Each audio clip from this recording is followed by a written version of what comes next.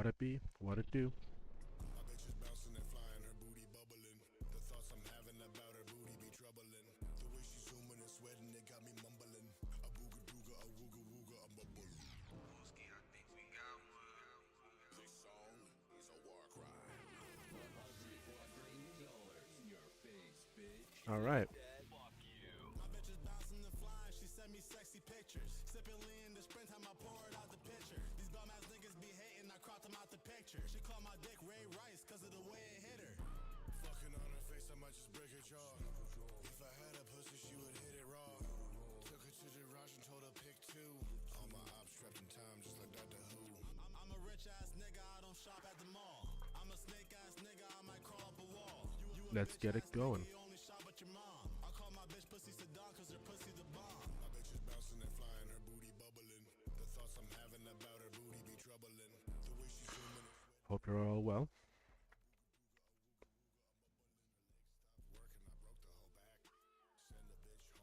So much stuff to get to.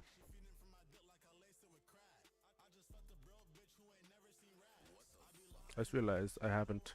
There we go, my handsome self.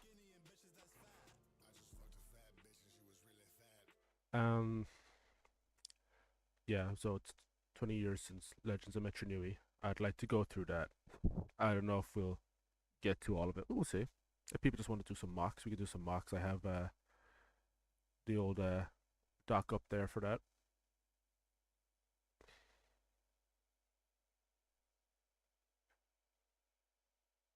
Shit. A bit of a boo boo there. Why do you think about the Linkin Park reboot? Oh my god, that was the other thing I was meant to talk about. Um, there's stuff like I want to like talk about, obviously with Halo Studios and Jacre, foil of ducks. But we'll do Linkin Park first. Give a sec there now. Gotta get the YouTubes up. I probably should have put this in the title because the most lucrative stream I did was the fucking Bring Me One for Next Gen. But for those who don't know, I'm sure most people know who Linkin Park are. They're the Crawling in My Skin band.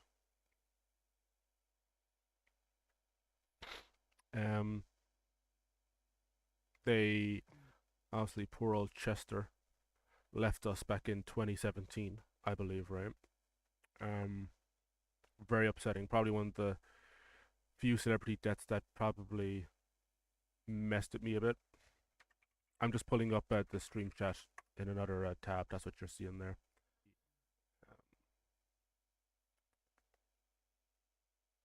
So, let's just play one of the songs. You know what I mean? I was actually listening to Heavy's The Crown not even 10 minutes ago. I guess we could look at the music video. I don't think this music video is anything special. I know, ad block. My friend told me Opera GX is good for ad blocks because YouTube can't keep up with the extension. So we'll look into that. I didn't get time to look into it today, but for anyone who knows, like with Chester Bennington, he had such an unbelievably iconic voice. You know what I mean? We won't play a full video, but just a little bit. Num is a good one. I mean, their music gets memed on a lot, but they are. Chester's son says that it was an inside job by Mike Shinoda because Chester asked him for money. Yeah, I heard about that. I heard like all this shit about Chester's son. Some people say he's spiraling and stuff. No matter what you say or do, you're gonna have people upset. 4K upgrade. Wait, how did they retrospectively make it a 4K upgrade if it was 17 years ago? Okay. I don't know. I feel like you're gonna have some people from Chester's estate or like his family who are gonna be upset about it because he was such a pivotal figure to metal. So if people just aren't okay, I'd like to watch that. Um, I don't know if I'm in with the inside job thing, because keep in mind, when Chester initially died, people thought there was some conspiracy there. Like he had the names of some kind of child abuse ring or something, because he was a victim, you know? Um, the thing that concerns me most, yeah, he's a little out there. I don't keep up with it because I don't want to have a take on it, because the most charitable take for Chester's son is that he's hurting and he's in pain because he lost his father way too young, to tragic circumstances, and there's probably never going to be a day where it's not painful for him. Hey, Commando, how are you keeping? We're just quickly going over the new singer for Linkin Park. Um, I'm just gonna quickly remind people just who we lost really in 2017. Like there used to be all these memes about Linkin Park's music being so melodramatic, and you'd have the you'd have like the Naruto AMVs and stuff, but like their music was so groundbreaking for the day. Hybrid Theory and Meteora are such great records, and they didn't invent. I don't think they were the first people to implement hip hop influences with metal, but the vocal technique that he had with blending screaming with singing was so unique for the time. Because usually when people are doing screamo and stuff, there's no tone or like pitch, like musical sensibilities used. But obviously he's doing it. But then you hear his voice then when he's not screaming, when he's singing, and there's this kind of a meek, boyish sound to it that's really hard to replicate.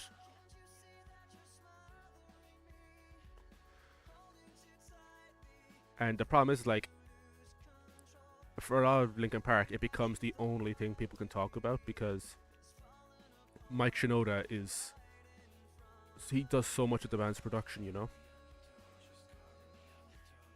Along with One More Light. I haven't listened to One More Light. Obviously, that came out very shortly before Chester passed away, unless I'm mistaken.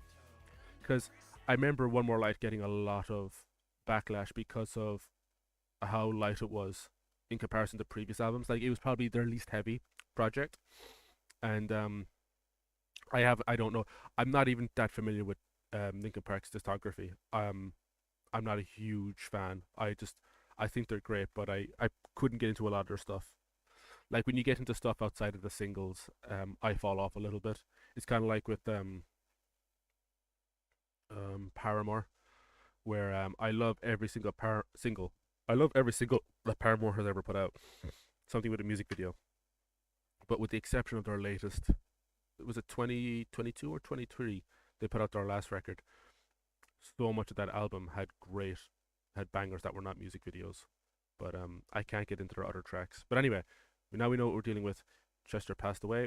His vocals never dithered as he got older. He maintained the quality, but he passed away, and they've replaced him with Emily Armstrong, and this is like their debut with her now.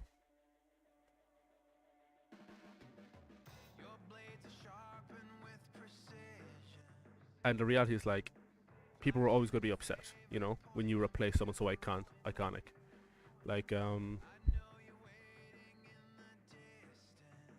you replaced Hayley Williams if she died, or Billie Joe Armstrong from Green Day or something. You're doing fine. Since the recent news of Halo, I'm thinking about trying to do Machinima again.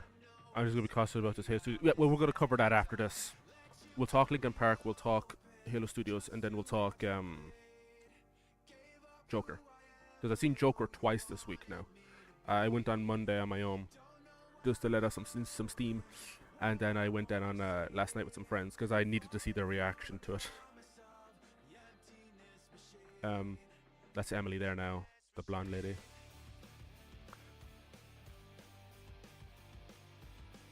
Yeah, you see, the thing is, I was told to hate Paramore when I was young. That's the problem. So I never gave Paramore a proper go until I was older. Like when they put out Still Into You, or what was the other one? Still Into You, or Hard Times. Even when they were going lighter, they were still great. Just because Hayley's voice was so fluid and versatile. I don't know if anyone else has noticed this with Emily's voice, but I know she's in a band before Linkin Park, but her voice, like, if you got like Chester Bennington's voice and used AI to make it like feminine or make it a female version of Chester Bennington's voice, this is what it would sound like. Like how she pronounces words and stuff. She sounds like what a female Chester would sound like. So she's great. I think she's a great choice for the band. Like they did a live show right before the music video dropped. It was like a live stream or some shit, I believe. And was it live? Yeah, it was a live stream. Yeah. Oh fuck, sorry. Um, and people were saying that she was a little stiff, but like this is their first. This show was so under wraps until like a week before, and nobody knew what we were gonna get. The assumption was we were getting new music, but people didn't know who the new singer was going to be. There was oh, was it Matt Skiba or something, or Skibbity Toilet? There were rumors about who the new singer would be. It was some guy from some other punk project. None of the rumors said Emily Armstrong, and obviously you're gonna have a cohort of people that are mad that a woman is doing it. But like it's them going woke. But Linkin Park hasn't really changed what they've always done. They've always pushed the envelope. They've always tried new stuff with music. This is nothing new for them. They've worked with female musicians before. Like I feel like there was some uh, cuts on One More Light that had some female singers. So it's like, and again, her voice is so versatile. It does sound like Chester in a lot of ways. There's some AI covers. There's a version of Emptiness Machine with Chester AI'd in instead of Emily, and it is pretty one to one for the most part. Oh, she actually opened with Emptiness Machine. Great. But she was always going to be stiff here because she's nervous as hell. Like, you're going to have at least half that crowd that are really upset with whatever's going to go on that stage, you know?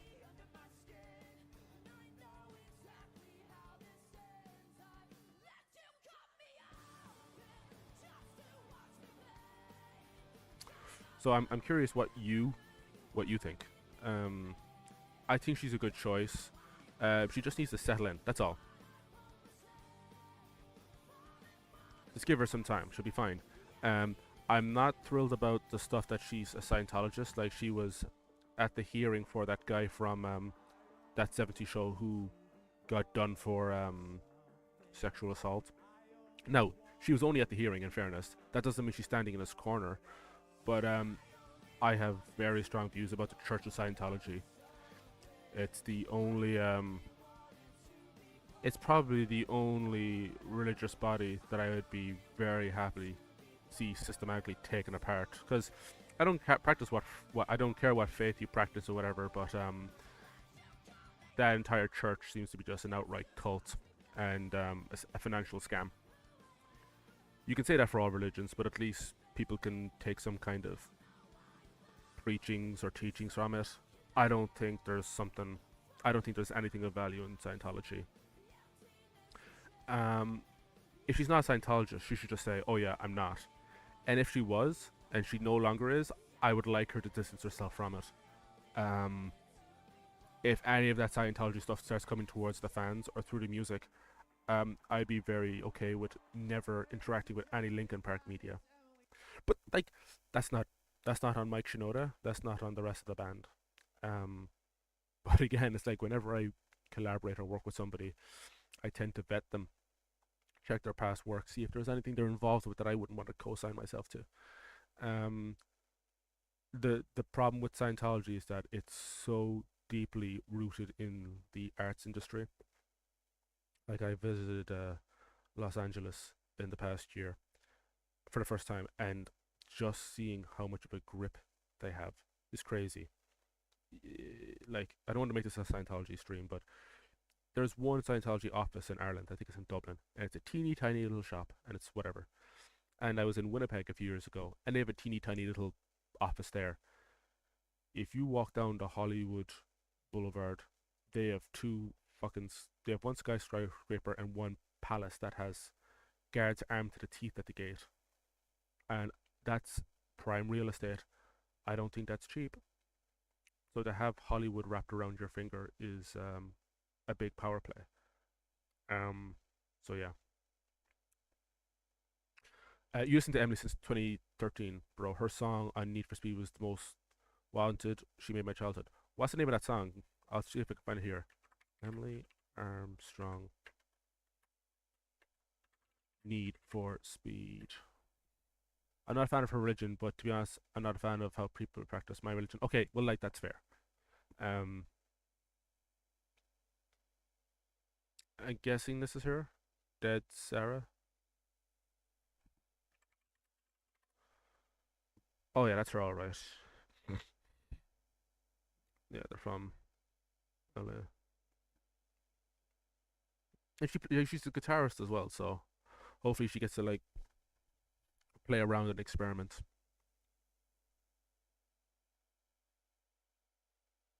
Insurance that's easy. The only reason I'm watching this is because I just want to see if she's changed her inflection or like diction when saying stuff, because you could make the case that maybe she's trying to replicate Chester's way of singing.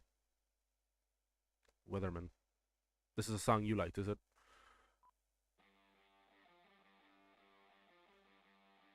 Oh, by the way, have you guys listened to The Warning? They're my new favorite band.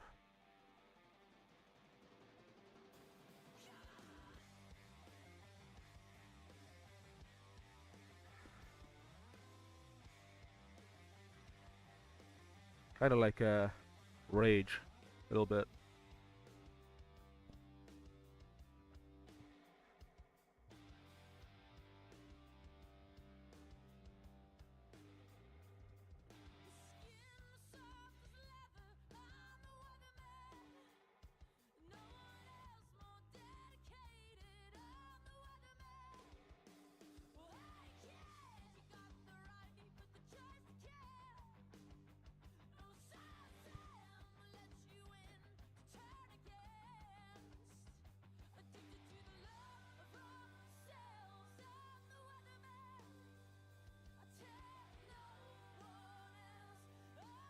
This is interesting.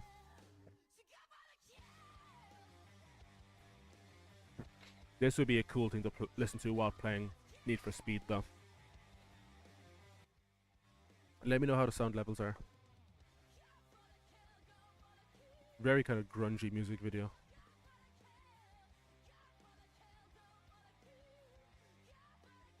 She is. You have listened to The Warning because clearly their label doesn't engage in much payola. Oh. I mean, okay, granted, this is 12 years ago, so someone's voice can change a lot in that time. Like, M Shadows from Avenged Sevenfold, his voice changed like 3 or 4 times in the space of a decade if you go between, what is it? Sounding the Seventh Trumpet up to the White Album. Poor guy had to get surgery on his throat.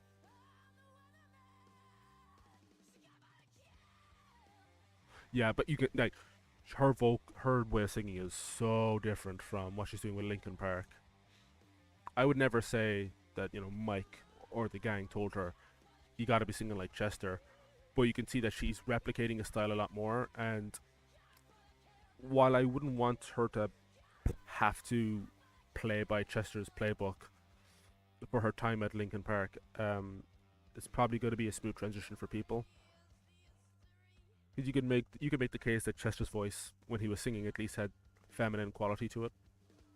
So, if she wants to go back to something like this, if this is more comfortable for her, hopefully she can go back to that after a while, once she settled into the band, because people just need to settle in. Between Emptiness Machine and Heavy is the Crown, I actually think I prefer Heavy is the Crown, but I mean, we have to call a spade here. This song is essentially, oh no, the music video is cool.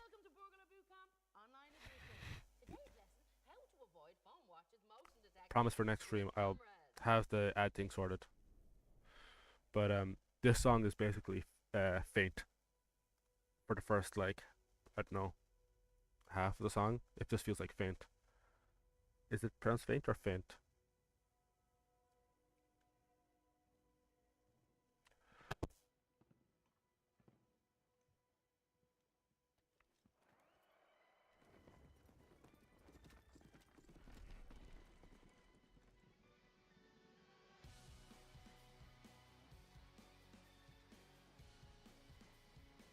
This video is super cool though.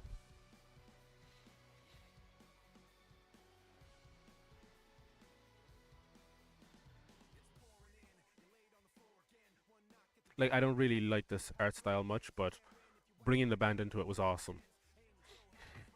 Of course, it's for League. I mean, this is a game I wouldn't touch with a 10-foot pole.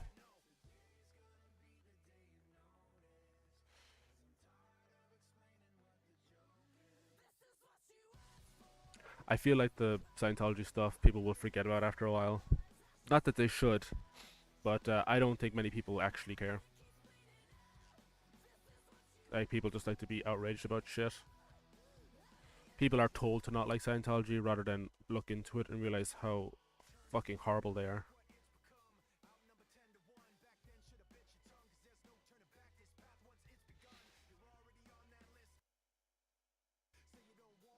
Well, yeah, they all sound like Mike's recent solo songs. That's like such a big thing because I feel like people probably didn't want Linkin Park to continue, but Mike Shinoda has been doing solo stuff for the longest time, and he was never gonna stop making music. And you gotta ask yourself the question: do you just want all the band to do solo stuff?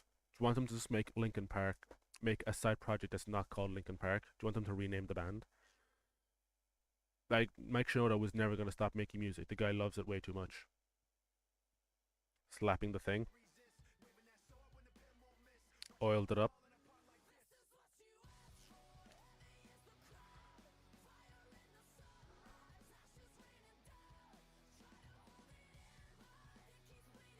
Feels sensational.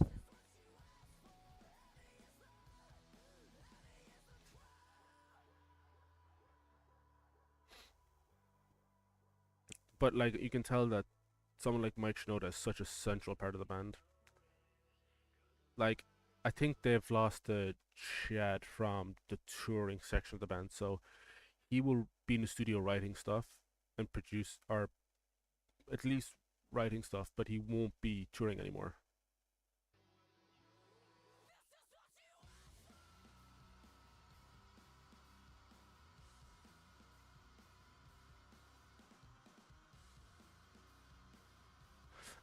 The only thing about Emily here is that like this is where she does like an actual scream and stuff. There's not a whole lot of range there. She just does mids and stuff. She doesn't do any low or highs. But granted, Linkin Park isn't chiefly a screaming act. There's melody is so important to them, and Chester didn't do a lot of lows or highs as well. He always kept it kind of in the middle, but he always got a good amount of like resonance and stuff out of it, and like if not pitch but tone, definitely.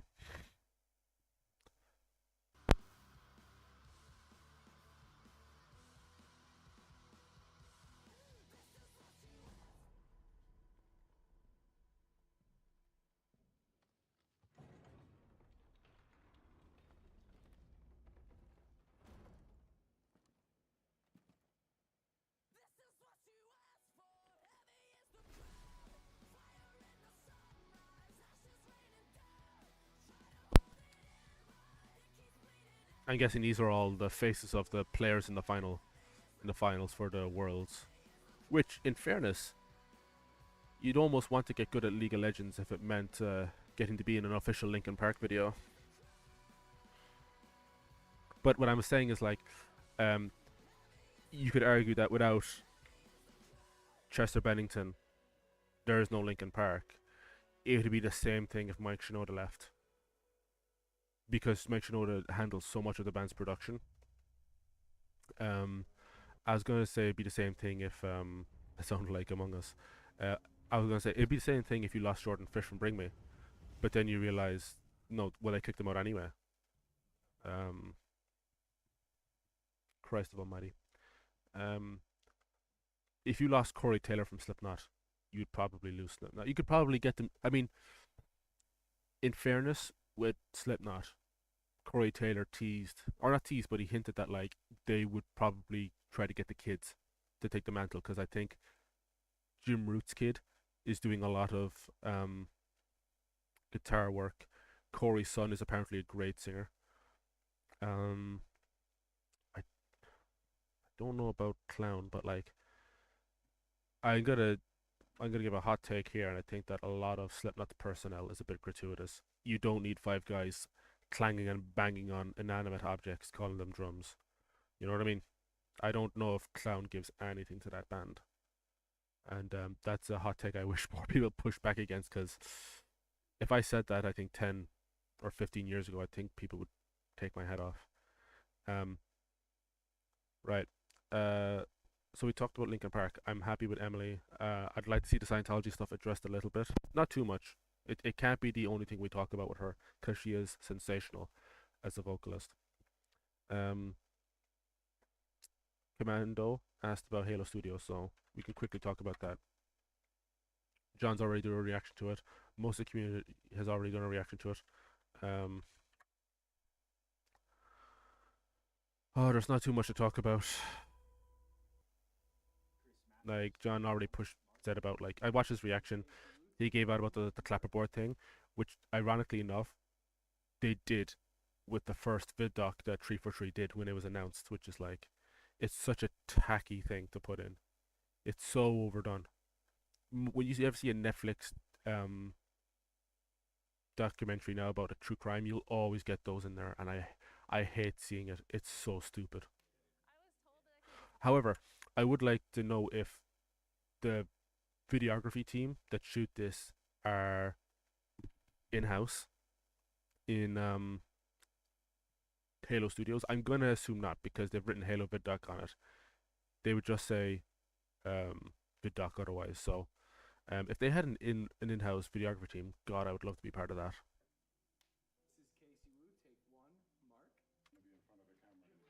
What Pierre Hintsey, Unishek. Like, there's good people working there. You know what I mean? People gave this poor lady a hard time, assuming, of course, they are identified as female. But like, people so bent out of shape about how people just people's race and their fucking gender and whatever. It's like that has no bearing on their contribution to a fucking company. And I'm not the most PC person, but I am insanely tired of this fucking discussion. I the only reason I bring it up here is because we need to talk about it. Just like just judge them on the merit of their games. Their fucking race or gender has no bearing on how they fucking design games. If people realize just how many people of color and women worked on iconic games, I think they'd talk about this a whole lot less. Because there's nothing to be talked about there. John pointed this out and I didn't notice it. They're only showing the Bungie games there. They're not showing the 343 games, which is really interesting. I mean, if you look here, when you get to Reach, oh, oh, there's a shadow there. It's possible they had Halo 4 in there. And they're like, no, just cut it out. You can't have it in there.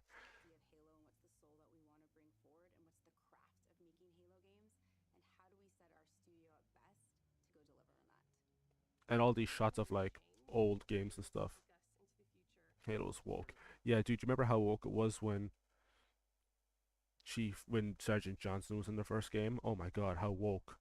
Remember in Halo 2 when was it Miranda Keys, John's ranking officer or whatever, or the one giving him orders was a woman? Do you remember how woke that was? Or when she was also giving Chief orders in Halo 3, where Chief was taking orders from Johnson and Miranda, a black man and a woman.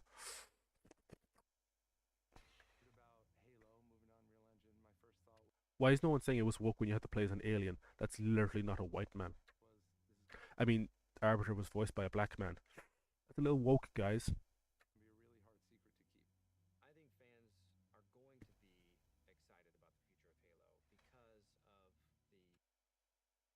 See, this is what we need, guys. We just need more white faces, right? except for the woman's. Woman bad, guys. Don't forget woman bad. Before, we really had to split our focus in thinking about building an engine, supporting it, being really Tyler Perry. like Oh God, Tyler Perry should have been Johnson in that fucking Halo show. company and a studio at the same Tyler time. Perry's the guy from With the 30 Rock, right? shift to UE, we can bring Halo forward in ways that people have never seen before while still being true to what Halo is. The Foundry project was an effort to show ourselves how far we can push things using Unreal 5. New studio art director Chris came to me and said, "Hey, I have this crazy idea." He said, hey, there's this thing called Project Foundry that I want to do. Let's make it happen. Foundry specifically is based around the same concept of the Foundry in Halo lore. It's the place where Halo rings are born.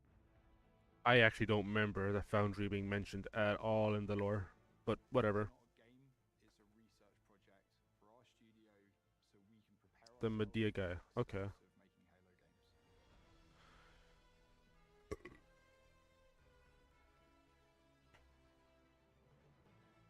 Halo games. I love this shot. Nice tones, nice use of color. This should have been Infinite. Like, I understand Infinite has day and night cycles, but you know, what variety of color do we have there? We have the blue, gray, and green of the Pacific Northwest with the Forerunner structures, and then it goes to evening, which is a slightly orangey shade of blue, green, and gray, and then you have nighttime, which is a bluish hue of green, blue, and gray. We never had inclement weather. We never had snow cycles, rain cycles, and you would get those on the rings, you know. There's almost like a little bit of not vaporwave, but a lot of those kind of sunset kind of, you know, those kind of styles where you see like some people have done like Halo vaporwave art, and it kind of puts you have the sun with stuff in front of it, and it's just this is a really nice color palette. They show flood stuff later on, and this is probably gonna be a hot take. I'm not fussed on seeing the flood come back. Taking care of them in Halo 3 really felt like, you know, that's the end of it. We've kind of wrapped up that and can pack it away. I know they came back in Halo Wars 2, but in fairness, we didn't have the flood in Halo Wars 1, and it is interesting to see how they would work in an RTS game.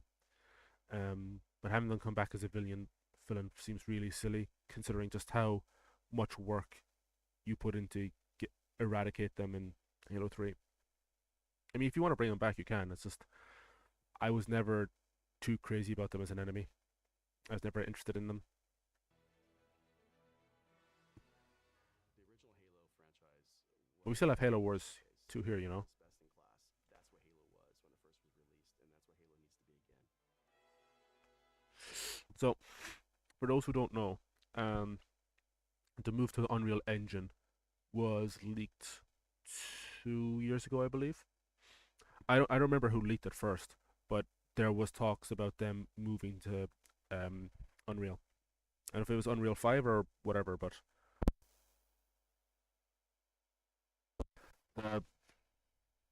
the word on the street was that they were going to go to Unreal. People were saying they're going to move Infinite to Unreal. One of the writers for Space Marine 2 is woke, but allowed Space Marine 2 campaign to be what it is. Well, I don't know what you mean when you say they're woke. What about the writer makes them woke? Because very often woke is just a word that people use to alienate others for things they don't fucking like. Can we crank this up a little bit? And it looks good. But the leak also said there was another leak that came within the last 12 months saying that CE was going to get a top to bottom remake, not a remaster like Anniversary, and that it was going to launch on Microsoft systems and PlayStation, which is hard to believe, but not crazy when you consider that Microsoft is slowly starting to put their licenses on Sony systems now, and that's probably a good idea because if Halo is in any way big, it shouldn't be restricted to one console. I think exclusivity was probably a good idea back in the olden days.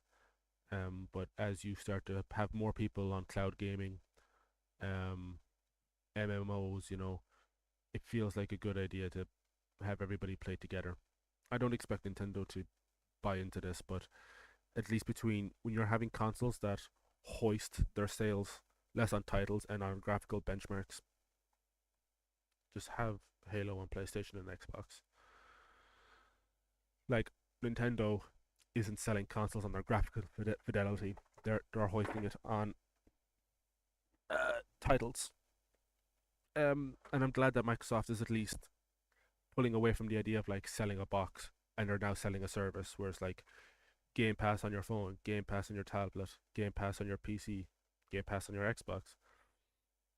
You can probably tell because I think is it Philip Spencer is the Xbox guy?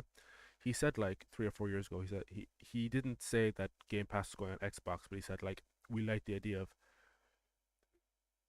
putting your Xbox on a device rather than you having to fork out X $100.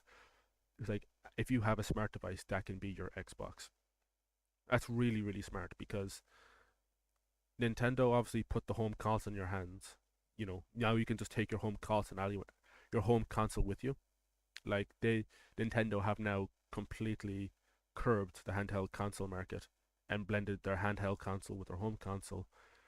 But now what it feels like is Xbox is we're not gonna take the home console out. The home console still gonna be a home console, but we're gonna make it where you can just turn any smart device into the console, which is a completely different way of viewing that market. And I'm so glad we have competitors doing that. I would hate it if there was one game in town. I don't know how PlayStation's gonna compete with this because their solution to the Switch, like you would jokingly just slice a PS5 controller in half and put it at either side of a tablet, and then that's what they ended up doing, and it looks horrific. And if you've ever actually seen that in person, like you could snap that over your knee with so little effort. You could do it with a Switch and a Steam Deck, but like they have a little bit more meat on them. At least the Steam Deck is a hefty thing, but there's nothing in that PS2. And considering its price point, no. Even like God, the amount of money they're charging for the PS5, and because like this is how like the market fucking operates. It's like people respond to what others are doing.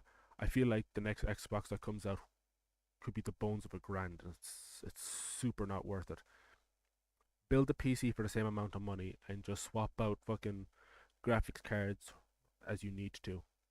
It'll last you forever. Like I'm still playing on Xbox One, and I have no intention of getting a Series X or S. I'll just play on PC forever. It's fine. Woke simply means that you're destined to go broke. Based. But yeah, so we're seeing in this Unreal, even though this isn't necessarily a game, it's it's just a showcase of what they're working on, work in progress in Unreal 5. It looks like CE, right?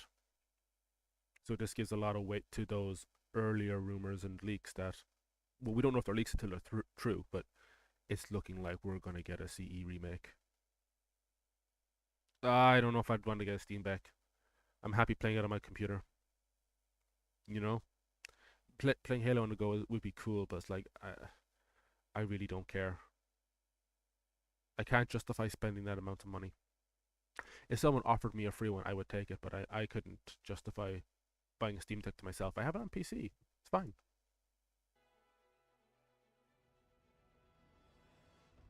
I love the Mark V though. It looks great. So once Project Foundry had been approved, we took the entire creative team and we ideated on 3 locations, something old. Surprised they're using the Halo 4 helmet there. Alien. 5.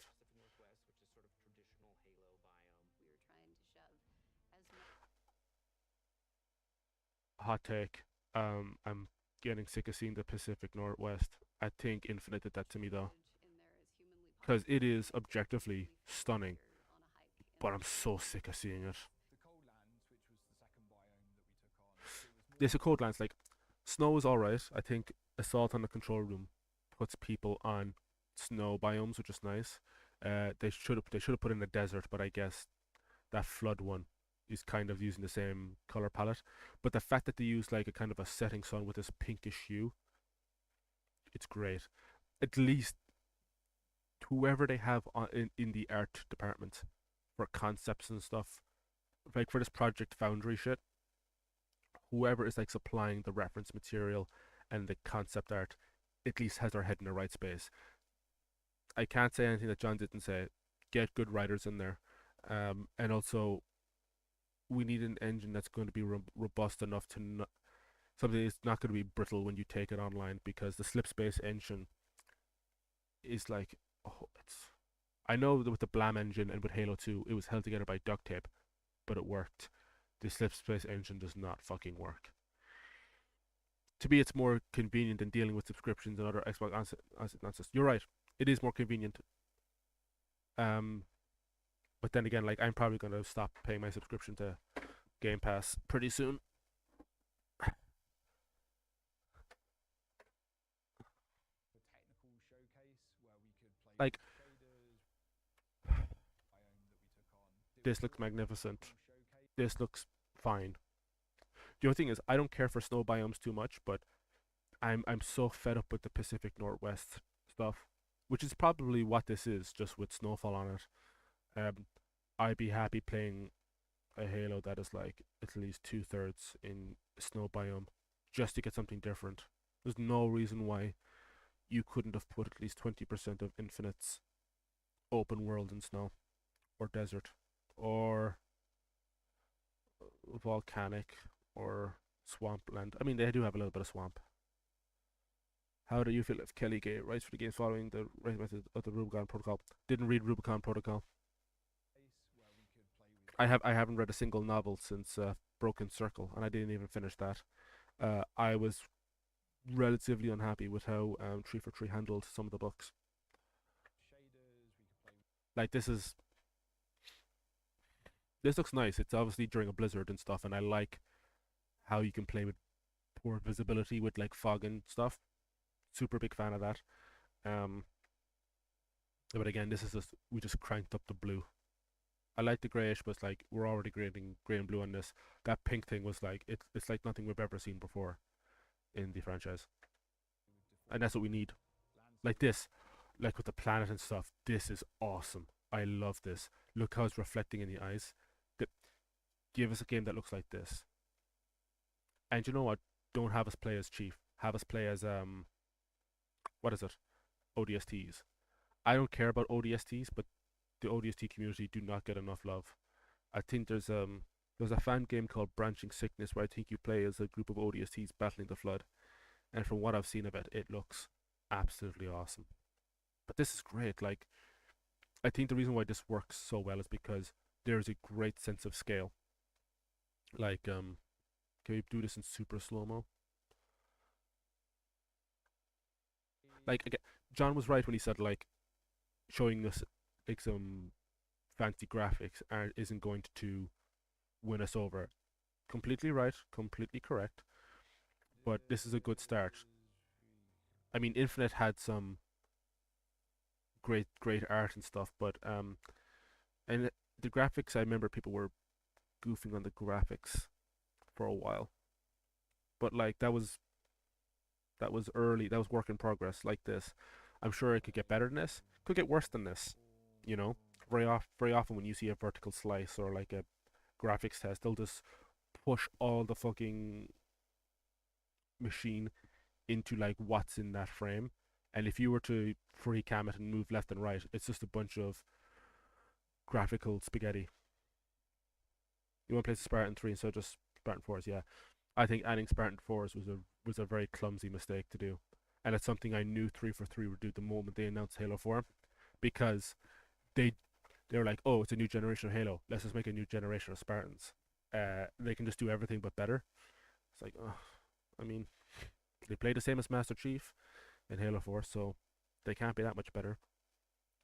Like the thing I like about the Spartan 3s is there's a misconception that they're better than Spartan 2s because they're newer, but I think they're shorter. Their armor was made from more limited materials. Like you see it in Halo Reach, sure. George is a Spartan too. People think, oh, he's just a big Spartan 3. He's just a Spartan 2. Although his armor would work the same way, I guess. In terms of the game mechanics, not in like the lore. But I'd like to play as a Spartan 3 again.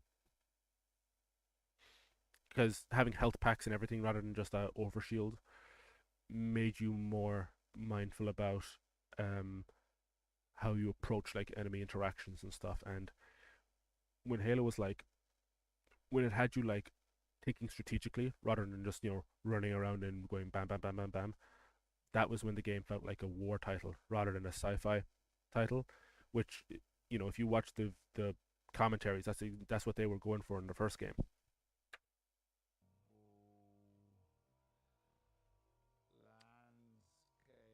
Like you can see even like the planet moving as we shift around here with the sun. That's how you make a universe feel lived in, where you just everything has a sense of scale and place in it. Players are going to be asking themselves, well, what's happening here? What's on this planet? Is this Threshold? Is this like a Forerunner construct? When you can tell a story just with visuals alone, that's how you're doing good.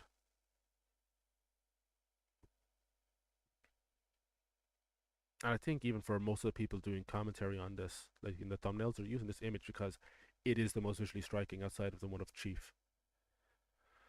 Bros 3 for 3, they're chronic morons. Halo 4 and 5 looked incredible on the original hardware, but Halo 4 had mediocre multiplayer and Halo 5 had an abysmal campaign. Oh, I super disagree. There's parts of Halo 4 that look horrific on 360 and look horrific even upscaled on Xbox One for MCC. There's bits of Halo 5 that look lacking. Halo Infinite looks good for the most part. Who says Spartan 3s are better than Spartan 2s? I know Spartan 3s are cheaper than Spartan 3s and they're used as expendable super. If you're not deep into like the lore and stuff, the immediate instinct you would have is like, if 3 comes after 2, you think 3 would be better. Because keep in mind, the Spartan 3s had armor abilities and Spartan 2s didn't. You had to like pick up equipment. That is a better thing. I remember having a discussion with somebody in the server not long ago because the instinct was, oh yeah, well, but 3s are better, right? They're like faster or they're more agile and stuff. Sure, but like they're not going to survive a fall. Well, I was going to say they wouldn't survive a fall from impact, but Noble 6 did. Chief did as well. And Chief technically use armor lock when he landed at the start of Halo 3. It's just a different kind of armor lock. I wonder if that's where the idea came from for Reach. Halo Infinite has solid multiplayer, but the campaign is some Ubisoft BS. I've lost faith in what they can do with a quality game. Well, I'll tell you what my hot take is. I was going to make a video about this, but I realized no one's going to fucking listen to me talk for like half an hour or more. You cannot, I don't think you can make a cinematic or like a narrative game and a multiplayer suite in the same packet in the same Halo game anymore. I think if you're going to, like, Infinite's multiplayer is free to play. Okay, make a free-to-play Halo Infinite, or sorry, make a free-to-play Halo multiplayer game, right? Put it on Unreal 5, and you can put as many fucking microtransactions in it as you want. Probably have, at minimum, 10 sets of armor. You don't have to do the core stuff. The core system was dumb.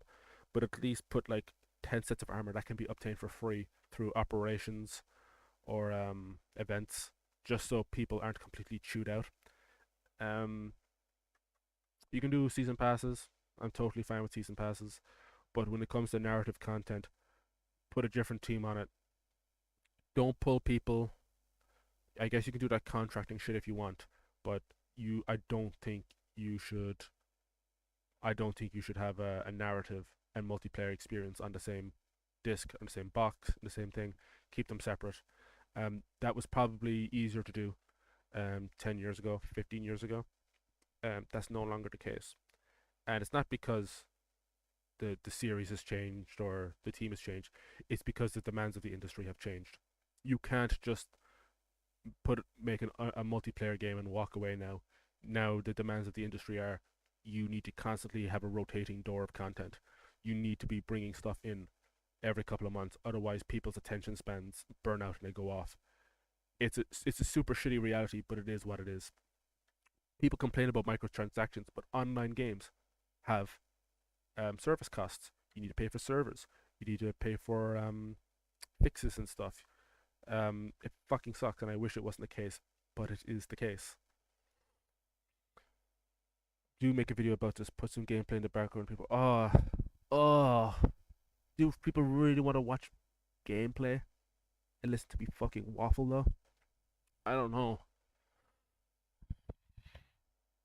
I'm trying to think about what take would I give that's worth listening to, and I think the only thing that is giving me any kind of unique perspective on this is my opinion that do not ship a narrative thing and a multiplayer experience in the same box. Just don't do it.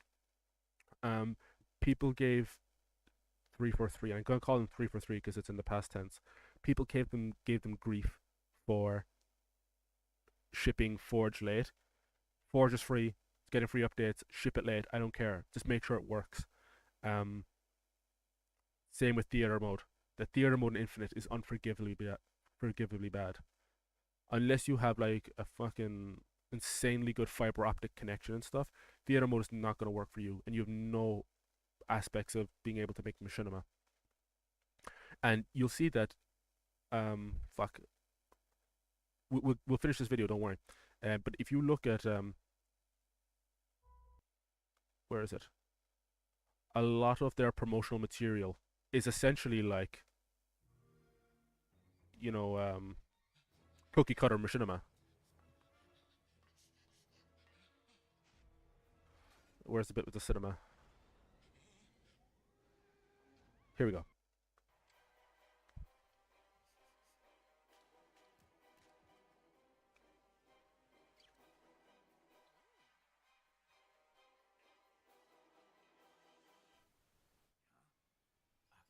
Like, I have a big problem with them using like machinima and stuff here, but they will not throw machinima content creators a bone. And I don't know if it's because of this, but it's near impossible to make machinima on Infinite. You have split screen, but because of how a lot of customization options are locked behind microtransactions, if you were to do it the old way, like me and John do it, where you have like 4 or 5 accounts, you're not going to spend a bunch of money just buying cosmetics for burner accounts that you're using for body acting. It's a waste of money. Body acting with other players online is a bit of a hassle, and also John pointed it out in his stream, and I'm going to cover this in my guide to machinima, but the camera movements based on the servers can get really janky and jumpy. People will fight tooth and nail on this, and I'm sorry, they are just incorrect on this. They don't realize they're incorrect, but they are incorrect. Infinite's theater, like, you'll notice whenever there's camera movement, it's usually a digital pan, tilt, or zoom, because you can't move the camera with the analog sticks because there's no smoothing or anything. Like, you see it's all digital zooms and stuff. There are worse commentary videos out there. There are, but I'm trying to figure out, like, do I have anything to offer? Because I was going to make a joke that, oh, I have a face for radio. Yeah, but I have a voice for the deaf. Do you know what I mean? It's funny that 343 wanted to add diversity but refused to add playable elites. Oh, dude, you're not talking about the playable elites thing. Come on. That's such a non-starter. Balance issues are not adding playable races adds more diversity. Oh, games. The playable elites thing is such a fucking... It's so old. And there's nothing to be talked about there. How many people do you think actually play as elites on MCC? And I'm going to say MCC because it's where there's the biggest collection of playable elites between H2A, Reach, and Halo 3. How many people are really playing as elites? Probably 10% or less. It's good having elites. I like having it for machinima purposes. But like... And in fairness, 343 did say they did commit to putting playable elites in Infinite, and they didn't follow through on that, and they should fall on the sword for that. But like, there's nothing to be talked about now with that. We might get it in the next game, but if we don't, just move on. People were saying we should get playable brutes at least. Playable elites are better. graphics in Infinite are low key trash on his Fort maps. Uh, I think people get a lot out of the materials they got. Obviously, um, in spite of like the campaign shortcomings and the servers being shit and stuff, people managed to get a lot of use out of Forge. Like a lot of the content or some of the creations on it are insanely good and make a really good use of visuals. It's a pity we can't get more out of Machinima on this because it's the best way to make sets. It's the best way to make levels and stuff for this franchise for fans. If you don't take into account modders on MCC, and I mean we're going to 2025, so it'll be like 3 or 4 years since Infinite came out. I feel like I don't know, before the end of this decade they should just fucking give us the mod tools for Infinite. Obviously you can't be doing it messing around online with it, but whatever. People are already modding this game. Halo 4 is the only game that allowed split screen with guest accounts that still have the armor player slot. Yeah. Halo 5 didn't even have split screen, period. Halo 4 was really good for that on 360 because it was the last Halo on 360 and you could do the Horizon GPD mod to unlock armor sets. The only problem with Halo 4 is that the way it did what did they call it? What was the word for lowering your weapon? Is it iron carry or something?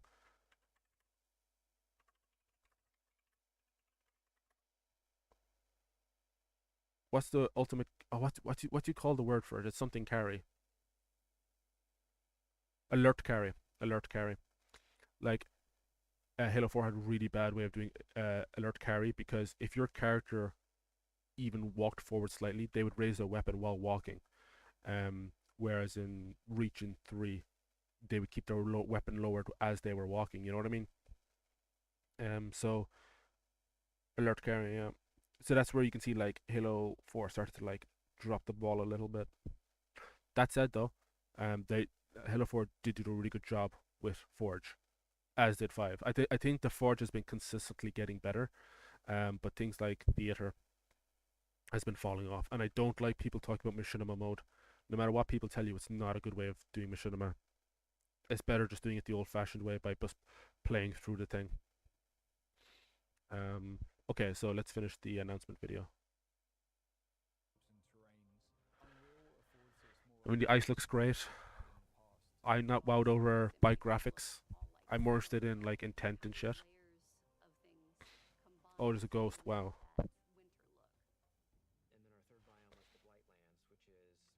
Obviously, I don't care for the flood too much. I have very little interest in seeing them. I mean, no offense to people who do like the flood, but I don't care too much. I mean, also, people complain about the art style changing. Infinite went back to the old style a little bit more, but with the flood, that's invariably going to change purely because of how the flood works. It's a biomass disease, so it would morph and change. So even though the flood wasn't in Halo 4, for Infection and multiplayer, you got to play as like a flood Spartan. That should have stayed. I mean, the infection mode thing in Infinite is cool when you're like banished infected Spartans and stuff. But yeah, never cut that out because even if the flood don't come back into the story, there should be a manner of expressing that, at least in the multiplayer sandbox. And Infinite has done that, in fairness, with the Forge. They've added like flood assets, or they're adding flood assets. But all the flood armor is awesome as well. Watching the Halo team work in Unreal is how beautiful everything looks, how incredible the environments look. I don't think we've seen anything quite like it in Unreal Engine before. Fortunately, we have a studio that's really passionate about Halo, about the look and the feel, and I think there's a lot of hunger to really collaborate, to move forward together. Foundry was an initiative that touched on every part of the creative process, everything from concept art. At the end of the day, I just want people at this company to be happy, because you're gonna have fans of the series that will buy any game and will tell you that whatever you make is great. You're gonna have people that will shit on whatever you make and no matter what you do, tell you it's terrible. At the end of the day, the best you can do is just make a game that passes the finish line in a complete manner that doesn't alienate too many people on release. Um, these people have homes, these people have payments and stuff to make, like they have families. Um, you can't tell people just to not make games. Like if these people weren't working on this, they'd hopefully be working somewhere else. So I don't know. VFX, characters, vehicles, and weapons to make the future games of Halo. Creating an asset, taking this design, now we can really dig into material foundations. What is it actually made of? How is it physically accurate to the world? Now we get to take all the wonderful legacy assets that we have, bring them to life, and bring them to today's standards. I don't love how the energy sword looks, but the gloves look awesome.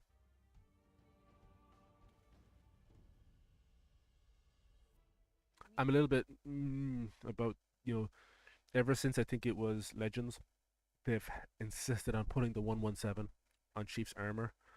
I don't love that idea, but if you gotta do it, you gotta do it, I guess. I'm really excited to be not just working on multiple projects, but also expanding our studio. Yeah, adding Forge's AI's NPCs was a really good choice.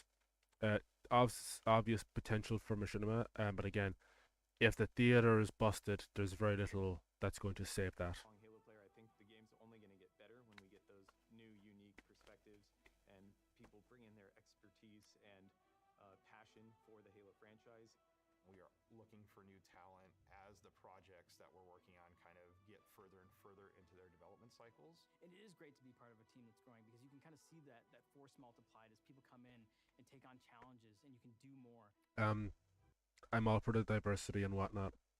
What I hope is that, and it's going to get harder to do as people get older, but you should probably hold on to some people for the previous team.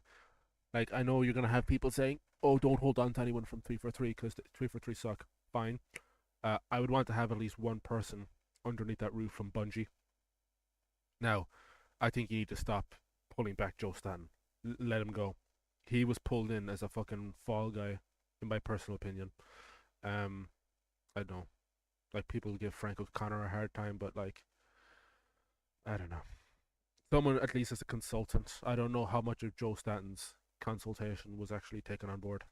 Imagine a place where you have the commitment that this is what we want to do, Halo games, and create those experiences. And you can express your talent, your creativity. Pierre Hintze, for those who don't know, so I guess that's vice president and studio head. He was the technical lead on MCC. I don't know if he was when the game launched, but he was brought in as a technical lead, I think, around 2018 when they basically course corrected that game, which in a lot of ways I was going to say they didn't have to do. They should have done, because they did have to do it, because the way that game launched was completely unacceptable. I think the servers were, I didn't play it when it launched. I got the game right before they fixed it. But from what I heard, the servers were shit. The customization was pretty bad. Not that it had to be great, but all that free seasonal stuff that they added, this guy was in the driver's seat for all of that. And I think they put him on Infinite around the time, I think within the last 8 or 9 months, he's come in at the driver's seat. And I think he's now, there's three, rather than have it three Halo under one person like Bonnie Ross, they have 3 different people. So it's, this guy is in charge of the games, I believe. They have somebody else in charge of the multimedia, like TV shows and stuff. No offense to Kiki Wolfkill, but I've never, even before the show was announced, I was never confident that she understood how to handle this franchise. She was constantly interested, like, but who is Chief as a person? Like, who's under the suit? And it felt like she was trying to uncover every detail about him. Who's his mommy and his daddy? What does he like to have for breakfast? The reason why Chief works as a character is because there's a degree of ambiguity to him. And it's why so many people want to retcon Reach's ending where Noble 6 is in the cave, because we knew nothing about Noble 6. Very little anyway. Yeah, exactly. Same thing, different name. I'm not thrilled. Not thrilled, but I'm not. The wool is not pulled over my eyes. Um, it's like anybody else says. I believe it when I see it. Anyone thinking that rebranding to a name, especially with a name so unimaginative as Halo Studios, 343. Like, granted, there's a bad stench attached to that name, but fucking hell, like it's who cares? Um, it's an unimaginative look. I don't like the reputation 343 has, but the origin of the name is at least kind of cool. Activity in your professional. I don't know. What else could you call it? Full Circle Studios? Something about a ring? Like, John made a good point where it's like, if you put Halo in the title, people are going to expect you to be on a ring for some of it. You know? Halo 4, you got to see a Halo ring. Did you ever go on a Halo ring for Halo 5? I don't think so. I don't think you should have to be on a ring. Reach didn't put you on one, but you did see it at the end. I don't know. I don't like the studio name. Putting 343 Industries was fine. 343 Studios would have been okay. I don't know. Ambitions in that place. And I don't love the logo either. But it doesn't care. It doesn't matter. It feels like a new beginning for the studio in a lot of ways, and I think that's pretty rare. And I think we arrived now at a point where you see the beginnings of people to start to believe in the process. But I do trust Pierre. I do trust him when I listen to him because he hasn't failed us yet. He hasn't everything he's basically put out there he's delivered on. And I would be slow to demonize him. I do feel a lot of the reasons why Infinite fucked up was because of Microsoft's intrusion. Not to run interference for 343, they fucked up plenty. But stuff like microtransactions is the kind of shit that a publisher would, pull out of you rather than a developer. We need more monies. Bro, they literally did this. The studio behind Minecraft. They went from Mojang AB to Mojang Studios and put some city spin-off. Oh, is that true? I thought they were always just called Mojang or Mojang or whatever. Because I'm not deep in like the Minecraft community. I bought the 360 version, which is after Microsoft bought them, right? And then I played it on my laptop for a little bit in 2018, and Microsoft completely fucked me over. Like, I can't play Minecraft, Java, or Bedrock on my PC because apparently I'm just not allowed to play it with my Microsoft account.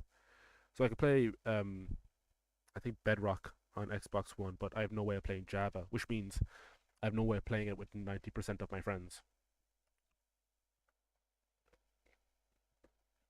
Microsoft has no idea what to do with these studios. Halo is a source of consistent cash flow. Yeah. And that begs the question, is Halo Studios better going off on their own? Should they go independent? It would make the transition to Sony systems and PlayStation a lot easier. But they could also be dead in the water, like Bungie. Because Bungie have, John said this about Halo. I don't feel the same way about Halo, but like Bungie are parading the corpse of Destiny through the streets now. You know what I mean? It's like, there's so little keeping that game. That game, like they put out Halo or Destiny 2 in 2017. Within 3 or 4 years, that player base fell off a cliff. And when Destiny launched, the plan was they were running off the back of their time making Halo. It was the biggest franchise launch in history at the time. And the idea was it's going to be a 10-year franchise because Halo had just done its first 10 years. Maybe a year or two before. So we're thinking, oh yeah, 10-year franchise, we got like X amount of games put out, maybe multimedia. And not even halfway through that first decade, it boiled down to nothing. You know what I mean? You probably shouldn't put an insane amount of money in a franchise at the start. Test the waters, put a little bit of a good bit of money into it, half as much as your budget will allow. See how people respond, and whatever people are like clicking with, pump money into that and follow through on that. Destiny had probably some of the best art I've seen of any first-person shooter or any, MMO. But like, And the writing probably wasn't terrible, but they found the worst way to tell that story. They needed to ditch the coding system or make a coding system completely customizable instead of forced colors, like allows how to change specific layers for it. The problem is with that is that for every single change you would want to make, there needs to be a new render for that, or there needs to be like a new UV coating or whatever. Like the coding system isn't just colors; it's also materials. It's also patterns. Like you're gonna have you could have 7 or 8 different code. Like let's just say you found I'm gonna find the best way to describe this.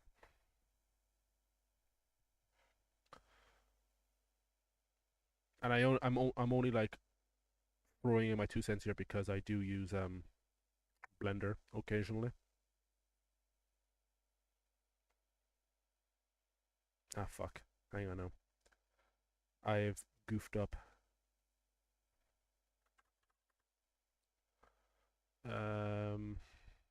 Okay.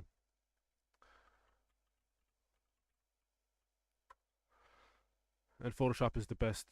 What? Bucket? Bouquet. So let's just say that we want to have a coating for an armor set, right?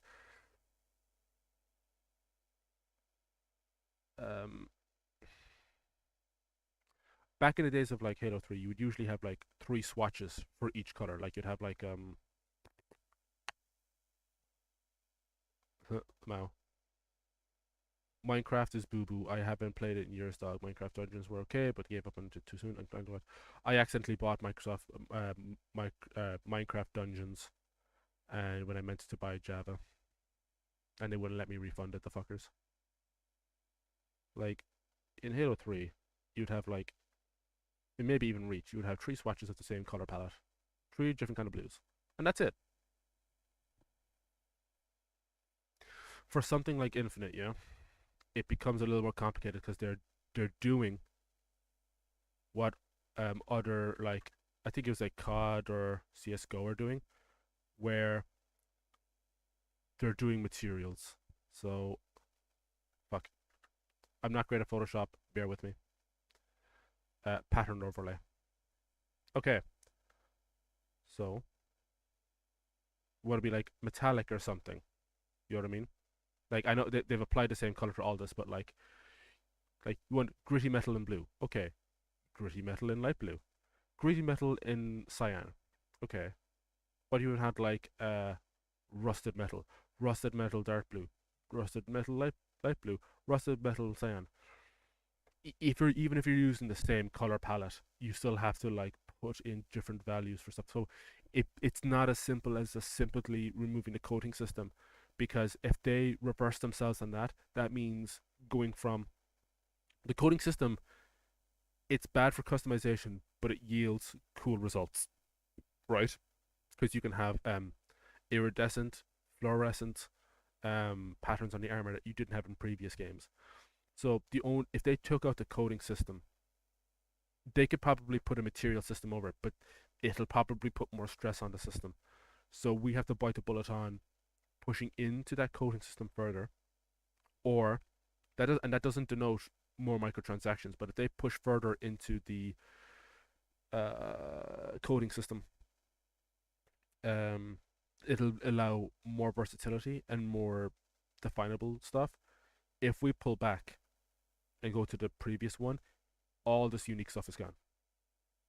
So just be mindful of that. You have to figure out which one you want to go with. Let's hope Unreal Engine can do color customization. Just that it's not an engine problem. Well, I guess for the materials and stuff maybe. But they have to go back to the drawing board, and actually go back to the drawing board. They keep saying they go back to the drawing board. They take some of the information. But only the wrong information. You know.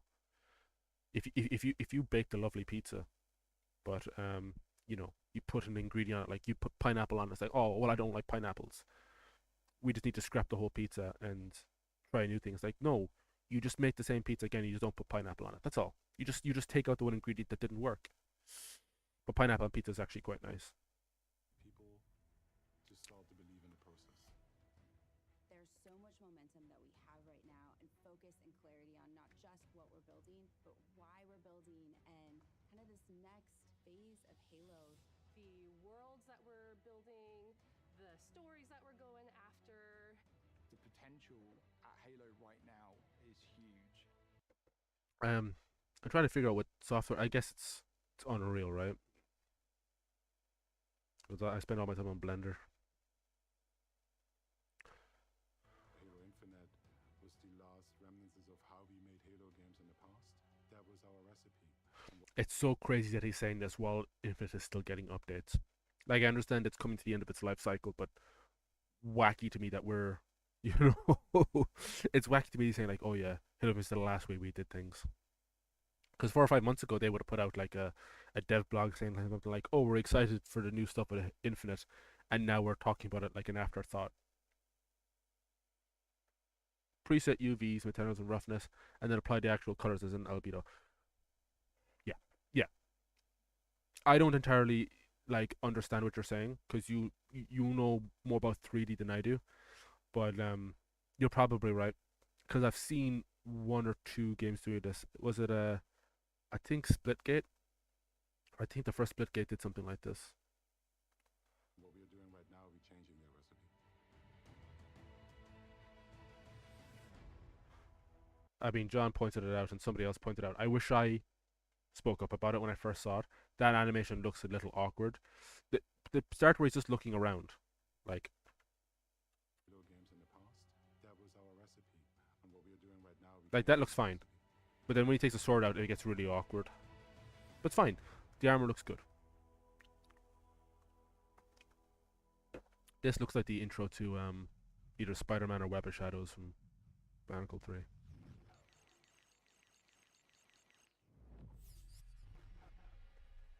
Someone said that this logo is reminiscent of like a concept for the logo that they came up with in 1999 or 2000, which is a cool origin. I still think the logo sucks. Yeah, I have friends that use Godot. Unreal absolutely has the same thing. Yeah, so if Unreal will inform the way customization works, they should have put that here. Now, they're probably leading with something more. It makes more sense to do like, oh fuck, where is it? The stuff with Chief and the Elites. It makes so much more sense to do some simple campaign-looking dioramas. Like, this is the kind of stuff that I do in Blender. There's a nice little action pose, but nothing is happening, and you just swoop around. Like, I do a lot of this kind of stuff, and have like the sword blaring, the sun beaming. That's all cool. They're working from the ground up. I hope they are anyway. From the page 1. But once they start looking at multiplayer again, and I'm hoping they pick up that game that Certain Affinity was working on, because I think that was meant to be an Unreal. What they should do is communicate to the audience.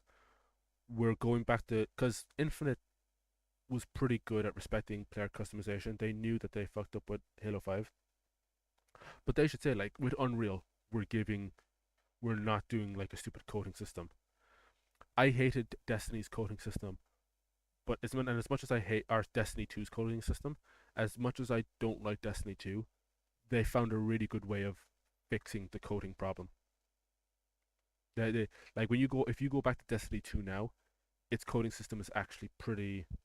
I don't know what the opposite of egregious is, but it's not. It's not inoffensive. It's not intrusive.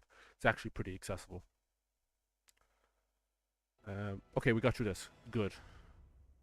We talk about Joker for a little bit.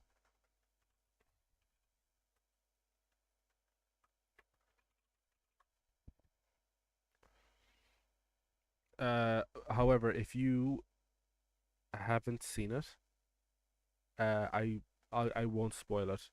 It is worth seeing. You know what I mean? I don't know if you. I mean, if you don't want to support the film, don't support the film. I didn't like it. I didn't like it one bit. If you want to support a movie that people like, you can go see Transformers 1 or something. Apparently, you get cancer if you don't watch it.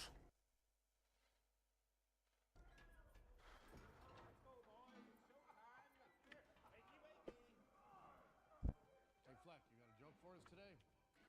So I didn't like this movie. The Blender file for my poorly animated Halo movie from 5 years ago had a better Spartan customization. Is that on your channel? If it is, give me the name because I'd like to watch it.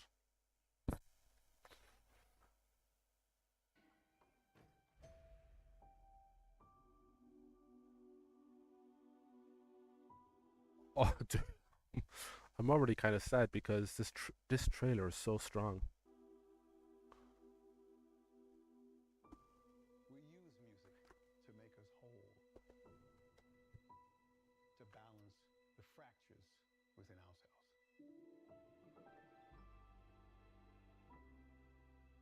I'm nobody. I haven't done anything with my life like you have. All the performances in this movie are great as well.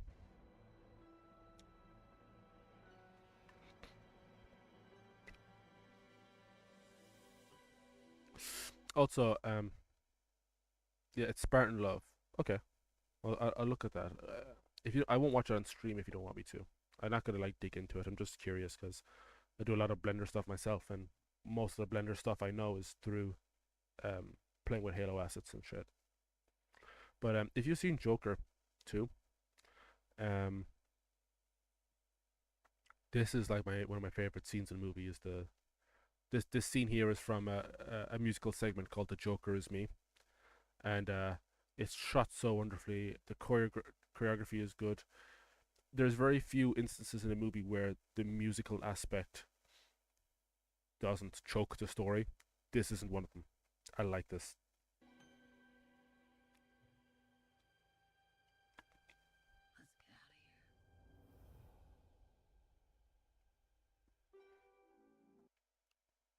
I'm not gonna watch the movie. Oh, you're one. Okay.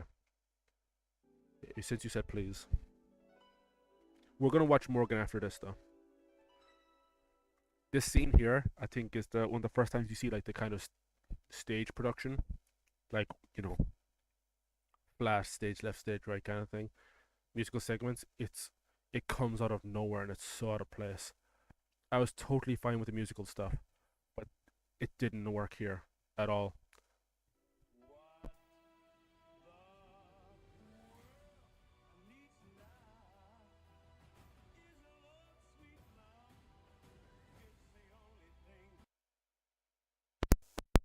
When I saw this scene, I was super excited because he's running from his own supporters, and to a degree, I feel like there's some meta commentary about the response to the first film, because I think Todd Phillips had concerns about the kind of crowd it was attracting.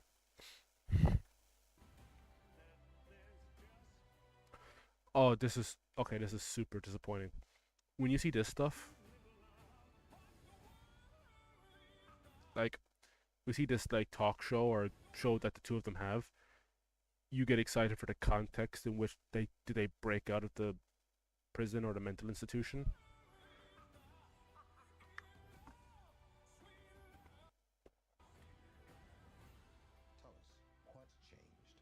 Also, I was happy that they saw Steve Coogan. They put Steve Coogan in it.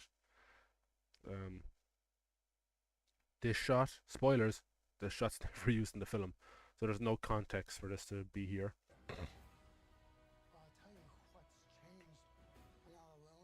Oh, like this, the context for this stuff. Okay, spoilers. Spoilers. It's all in his head, and that wouldn't make sense, but these segments come out of nowhere. It's like they were filmed before the movie was fucking written. That's what we should be talking about. Oh, it's shot so good. Back in July, my buddy said he wanted to see Joker 2. I was completely disinterested, and after reading the plot leaks, they completely lost me. Oh. And I said on Twitter earlier, like, this movie could probably get an Oscar for best cinematography. Maybe music if you're being generous, but it won't get screenplay or directing. It won't even get a nomination for that.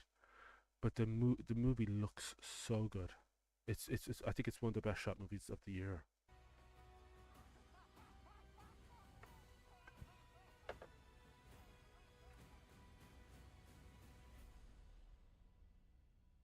Like, do you remember seeing this for the first time, being, oh wow, there's something going on here. I want to see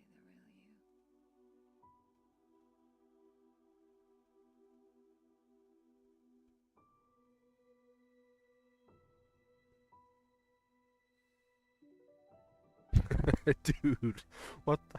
I was watching it last night with my friends in the movie theater, and I was like, what the fuck were they doing? The movie looks so good. It looks too good to be this bad.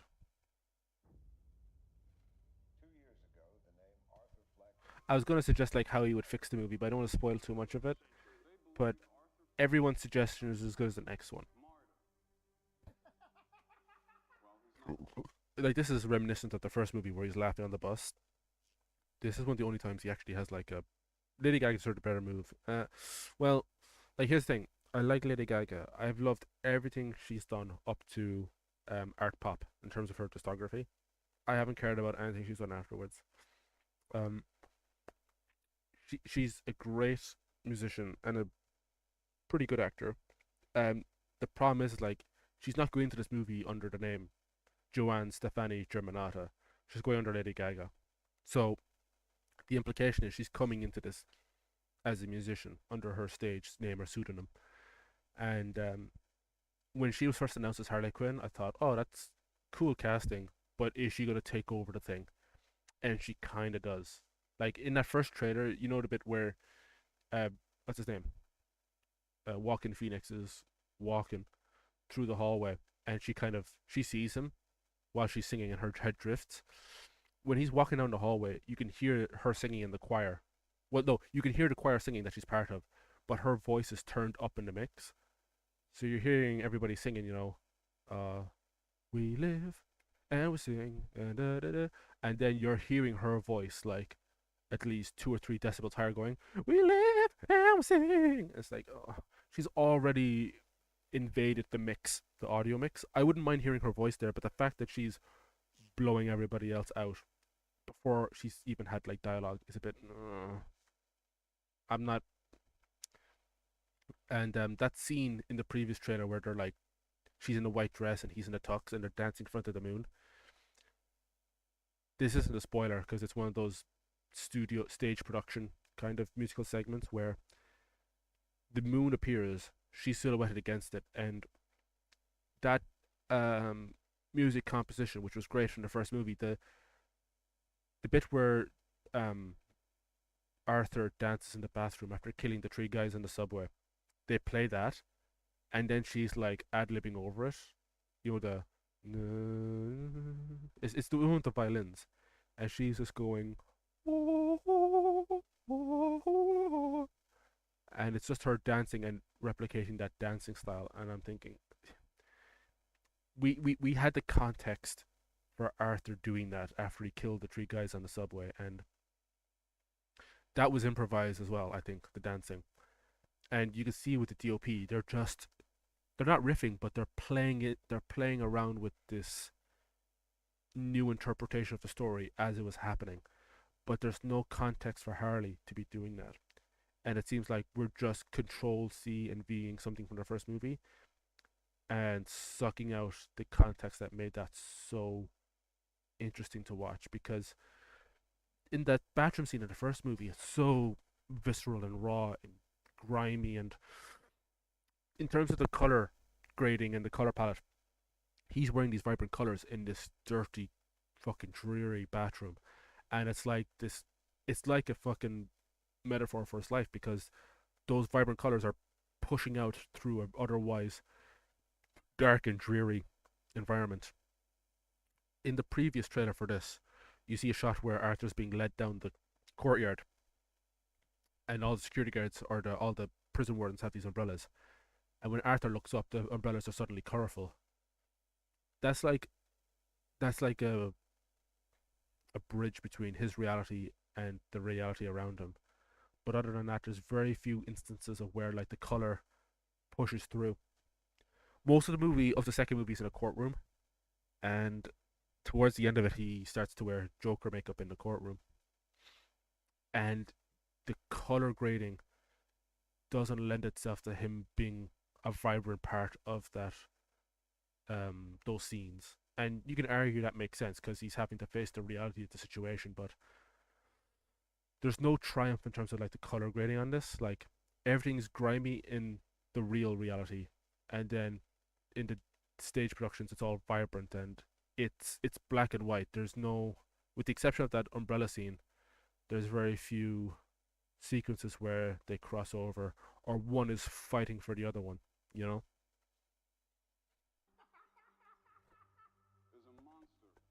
I'm not saying that that's bad. I'm just saying like the tonal clarity or the tonal kind of resonance of it is not not servicing the cinematography.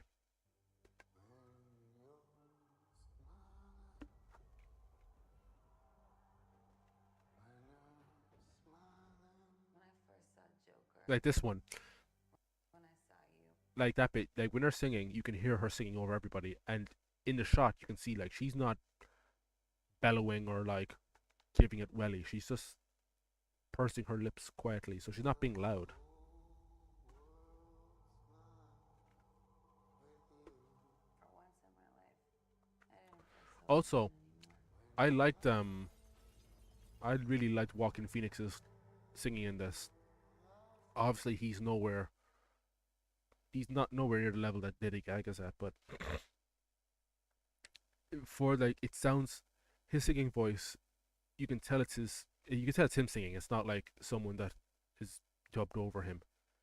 Um, his talking voice has that kind of like raspiness to it, and that's in a singing voice, and it totally works for the character. And the first song he does in the movie, I think, is quite good. Um, it's just it falls off a cliff. There's a scene, the one where she draws a lipstick over the window. Um, that scene to me is where the movie falls off a cliff. There's also not a prison break scene, but there's a scene where there's a fire in the hospital, and they try to break out and they don't get out. They go right back into the hospital, and I'm thinking, oh, well, that's a bit disappointing. It's that scene where she draws the lipstick on the window.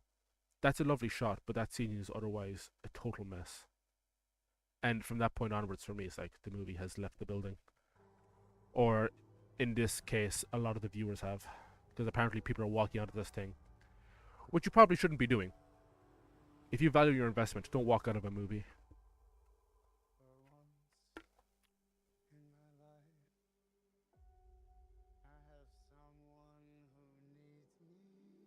That's the first song in the movie.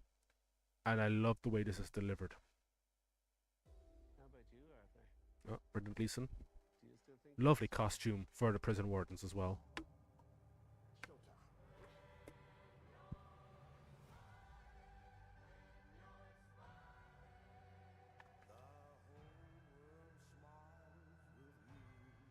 Yeah, this is the moon thing I was talking about. You can do anything you want. I love that shot.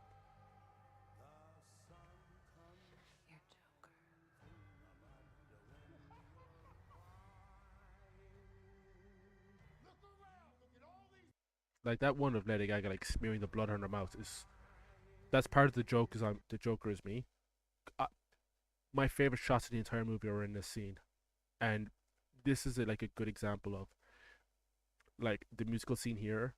This scene here is like bookended by two different scenes in the courtroom. In reality, this doesn't take place in reality. This is all in Arthur's mind, but it makes sense because he starts daydreaming, and I think this happens in his head while he's in courtroom, which makes sense. But that's not the case with the rest of it, and it's so upsetting.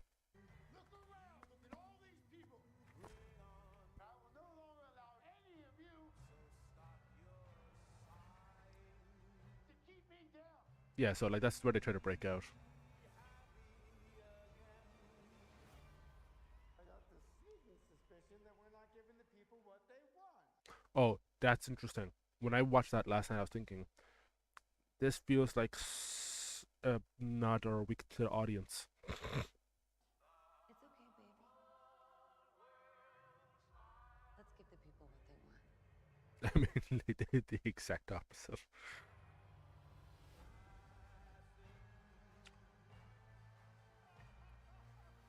I'm prepared to accept that Todd Phillips probably did this film under duress and deliberately poisoned it so that it would bleed Warner Brothers of money, because its production budget was 200 mil, coupled with advertising of another 200 mil. So that's over 400 million big ones that Warner Brothers is left carrying the bill for. I think this movie did at most 80 million in its first opening weekend, which would have been great for the first film. Well, I think the budget for the first one was like maybe 60 or something, but this is a pretty horrific return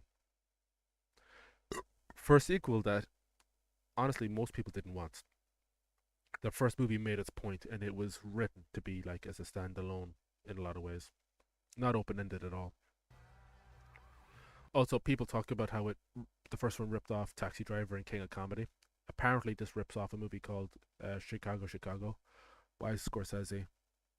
I haven't watched it, so I don't know. I haven't seen Taxi Driver or King of Comedy either, but the sad thing here is that it throws out all of the context and establishing of the first movie, and it shouldn't have done that because the first movie is so rich in a lot of ways. Sure, it takes influence from other movies, but it does make its own point.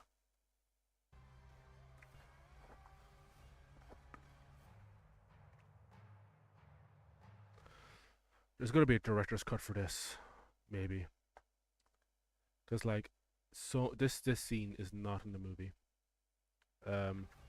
Like the bit where he hits the judge, you're wondering, oh, what's the context for this? There's no context for this. It happens in his head.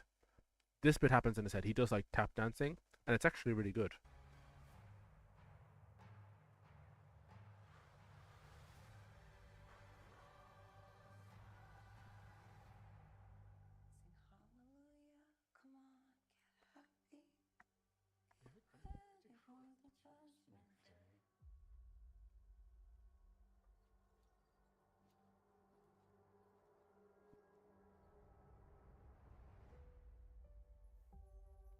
I mean, yeah.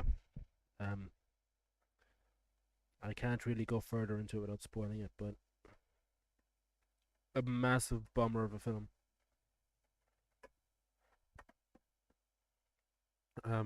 Okay.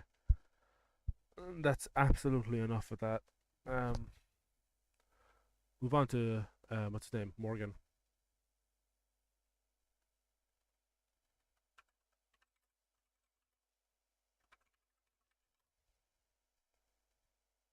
Oh, I'm so excited for this, dude. 22 minutes. Oh my god. Are you ready, kids?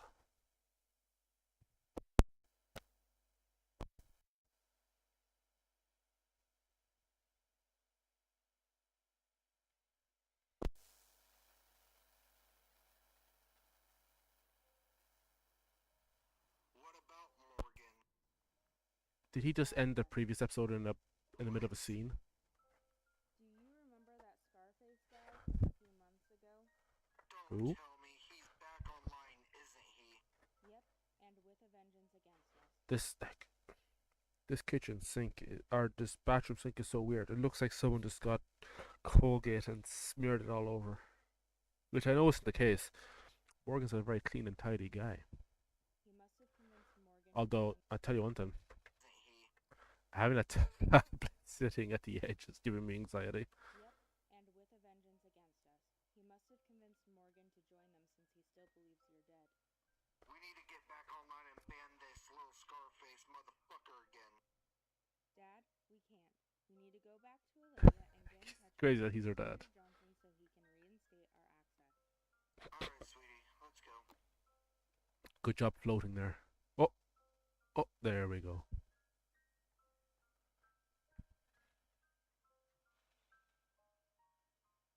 Wait, is the tablet moving on its own?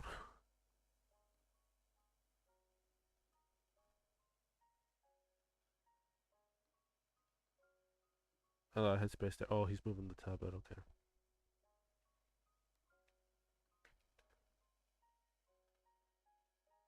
He's a really good job on the titles. You can tell. Oh, that's different. I like how he even takes the credits from John.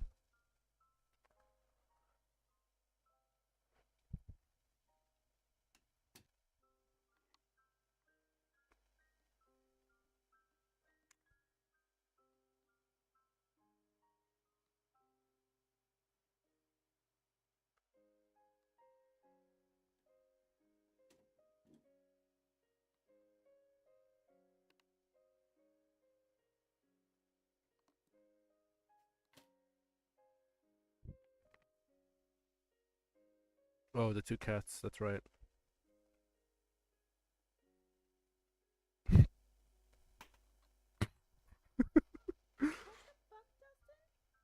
so I can let you know I'm ready to fuck. And also for getting us fragged again. Well, I'd like to castrate you permanently. Now is not the time. Oh man. To deal with. Oh boy. Dad, don't you ever do that again. Damn it! This is getting out of hand.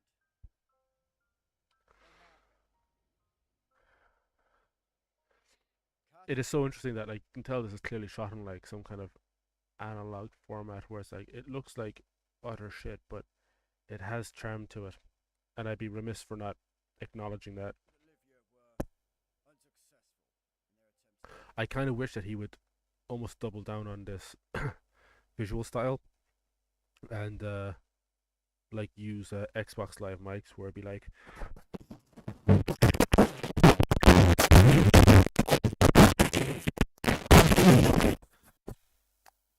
you could convince people this was shot in 2008 or 7 or something, even though it would have to be after 2010.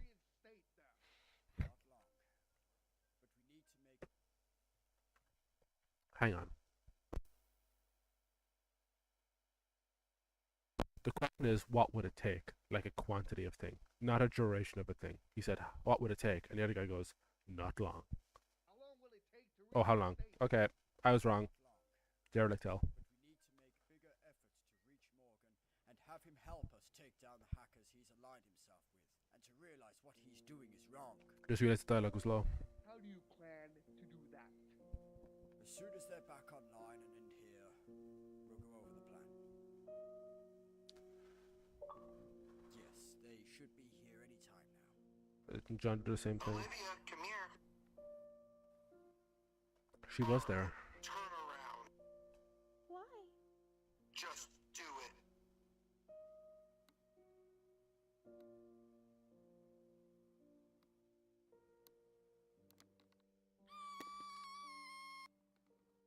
Dad, what the fuck are you doing to Olivia?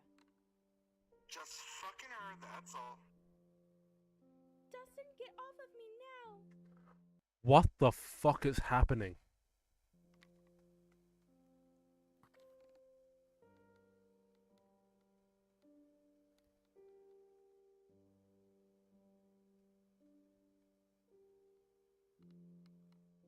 Dad, that's it. I can't believe I have to do this.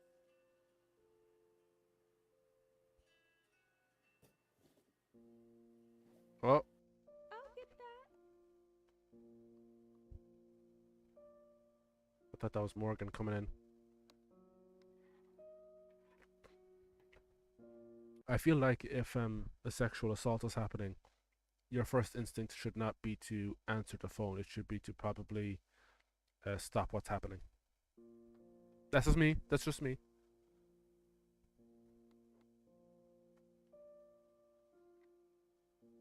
At least the phone is from this decade. Your online access has been restored. Please meet with us. Wait, how does he know it's her? Should she have her own phone? Okay, thanks. We'll be back as soon as possible. Hey guys, our online access has been restored. Alright. Dad, will you please control yourself? Yes? I don't think this is kind of like a, a tomfoolery. Oh, I guess I'll stop. That was. She screamed in fear. That was actually pretty bad. We'll deal with what you did later. You would do what you did later. Okay, that's a relief. That's a load off my mind. Welcome back, Kat and Olivia. Thanks for restoring our online access. No problem. Administrator Johnson? Yes, Olivia. What is it? Jesus, look at this pan. What's our plan regarding Morgan? Just jump cut anyway. The best thing we can do now is to put you and Kat into random matches, as I've discovered they've been hitting random matches. Okay. Oh, long pan, long pan, long pan, long pan, long pan. Oh, we're back. Do we need to keep our disguises? No. You both may change back into your normal armors and colors. Can you send us to the match Morgan's in? That was almost a cool angle. Oh. Yes, I love him, and I hope that we'll somehow be able to convince him of that. All right. Go get him, girls.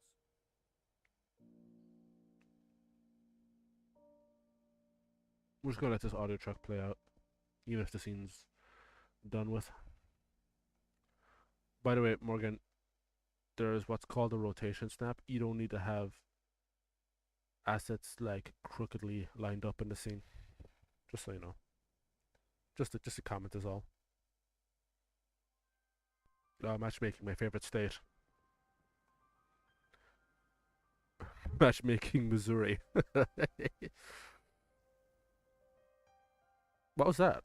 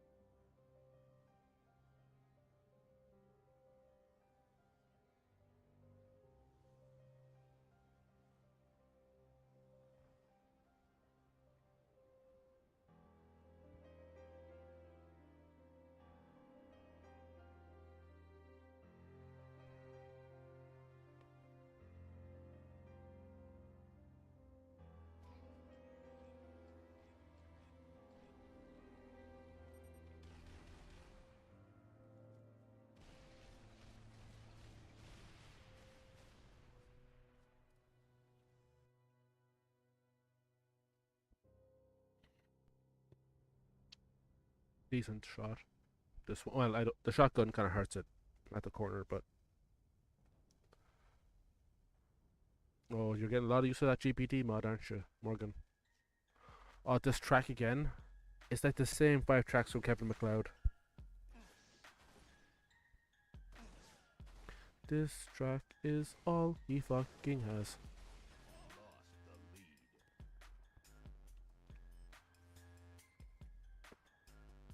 He refuses to use something else.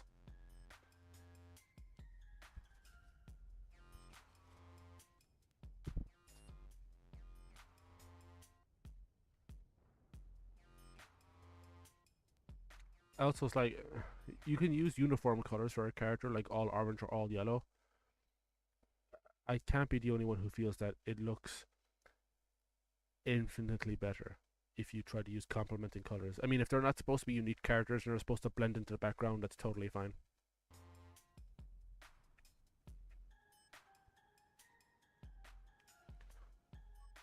Like this, that's nice.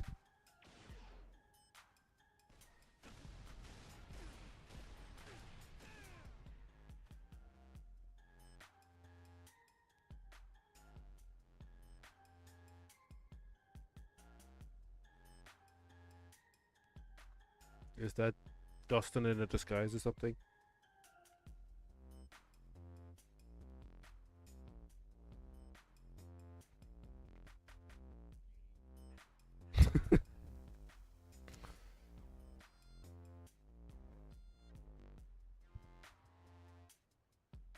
Headspace, Morgan.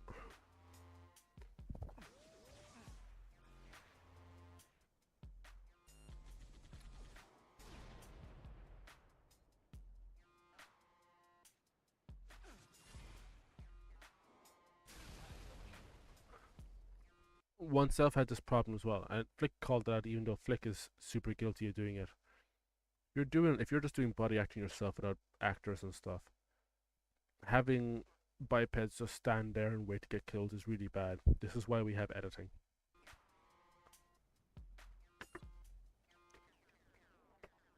Also, doing like that kind of corrective panning and shit doesn't look good. Like, settle on a shot and let that be it.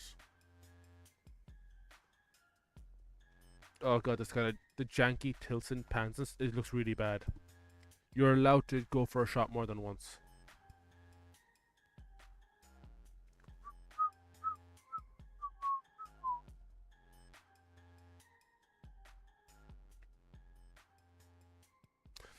It's funny. Olivia is the not Cat character. Like Cat is the daughter of Dustin or whatever, which now we have the question about the circumstances of her conception. But Olivia's the purple one. I don't know why he didn't just paint the figure purple, because having them both blue, even though only one of them has a robotic arm, is confusing. There's no two ways about it. Cat, I have an idea. Also, having a girl doing a stereotypical girl voice is such a weird vibe or mood. What? Let's find someone other than Morgan to notice us. Okay, but I don't like where this is heading. Me neither. Me neither, Olivia.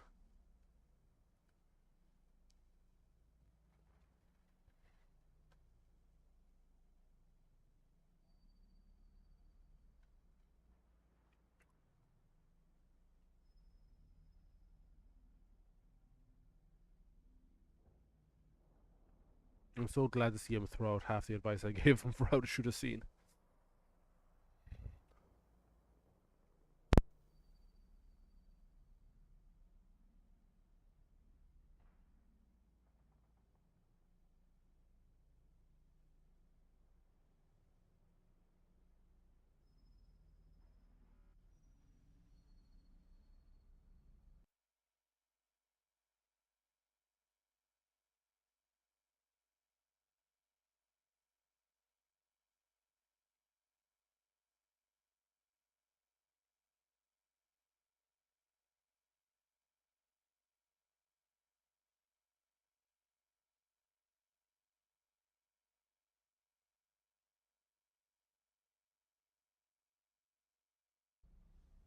Fuck yeah! Bitches are easy to take down.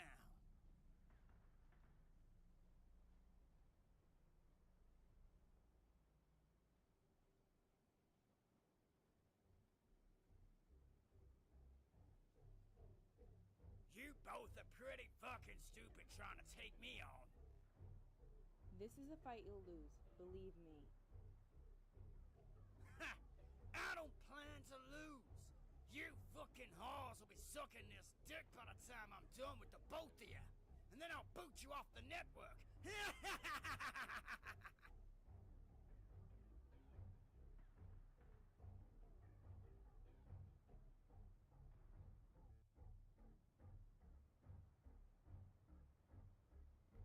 get in my fucking way again. I will find you in real life and kill you and everyone you've ever known.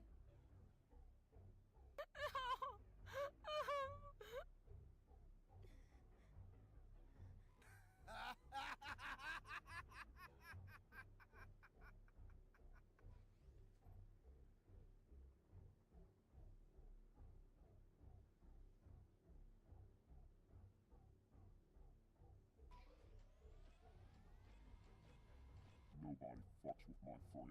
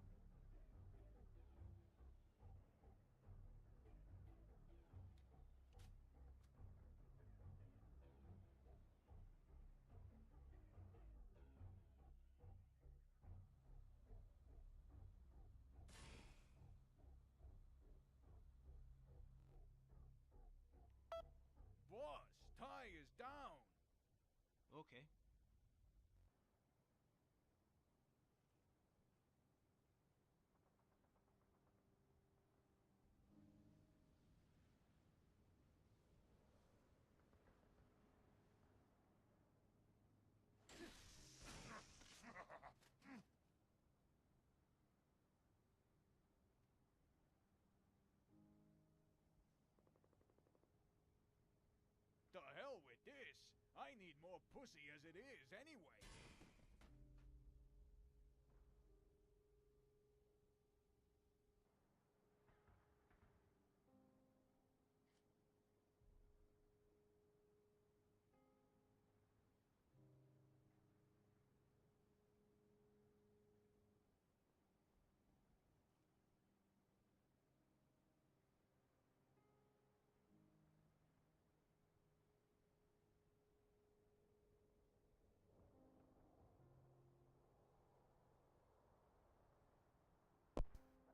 Oh, was I muted?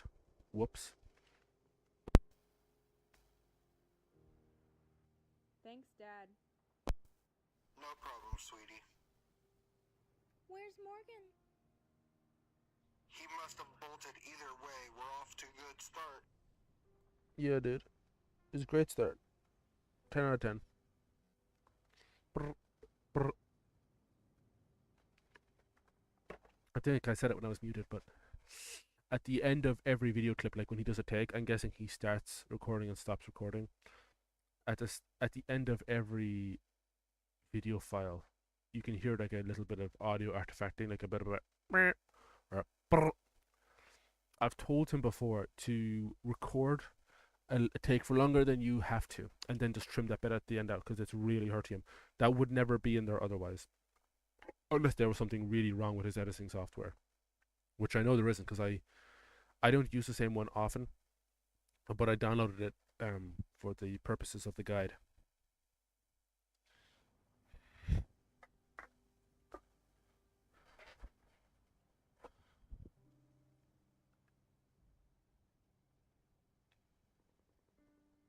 Hey guys, it's getting late. We should get off and go to bed. We'll continue cleaning this mess up the next time we get on. Good idea, Olivia. I don't know if my mic is muted or not, but like you can see the two figures here are blue and blue. In the game it's purple and blue. I don't know why he didn't paint the one that is not cat purple. Because cat is cat, but she's also the daughter the daughter of him.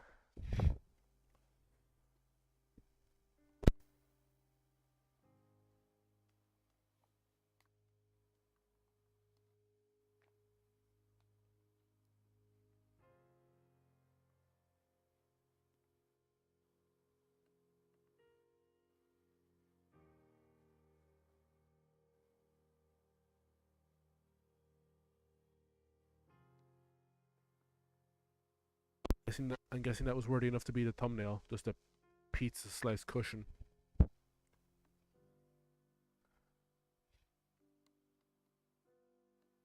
Why would they sleep next to Dustin after what he did? That seems like probably not a good idea. Oh, Walgreens. I need a break from Halo Reach. Where is he playing though? Like if he's not in the same house, where could he be? It's gonna be Halo 3 or 4. Did I unknowingly grab this? Where would he grab it from? Why not? I'll give it a try. Are we gonna get Crash Bandicoot footage? Wait, hang on. I think we could have seen this coming because he did fucking 5 hours of Crash Twinsanity. Oh, we're gonna get this, aren't we? You're not subtle, man. I hate to be the one to say it. No, I don't. If he changes the game, you need to see every step of him changing the game. Otherwise, it wouldn't make sense,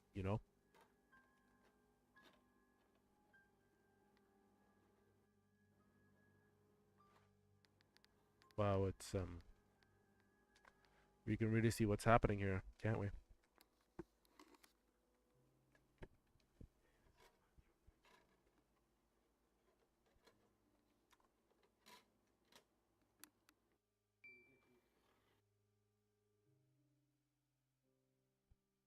Oh, player 1, yeah. Is this gonna be raw gameplay footage now? Oh More- wow, this game is almost 20 years old. I hope it'll be good. It is 20 years old. There's 2 months left in the year. Unless it came out in November or December or something.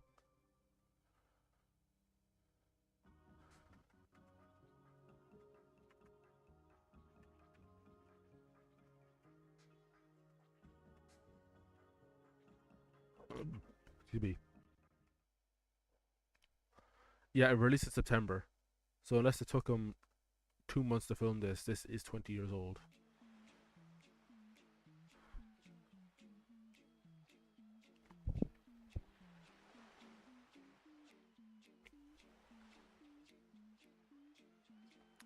Forgive me, Morgan. I gotta see where we're going with this.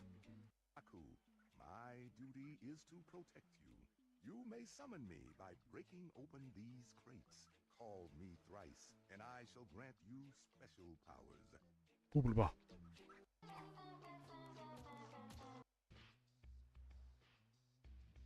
Surprised to see me, Crash? Like the fleas in your fur, I keep coming back. Birthday party, except the exact Oh, Morgan. And look, all of your friends are here. Tiny. You are I remember him from Crash very Bash. popular. Let's start handing out the That was Coco's pet, wasn't it? The polar bear. How about we don't start handing out the presents?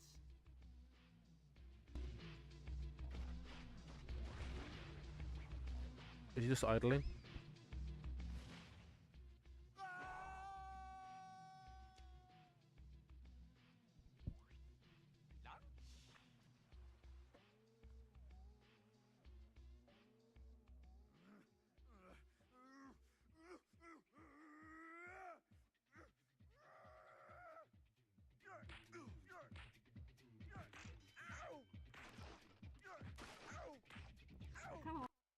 I like this game already. I hope Olivia and Kat would like it too if they got their own copy. Much later. Okay. Is this commentary, is it?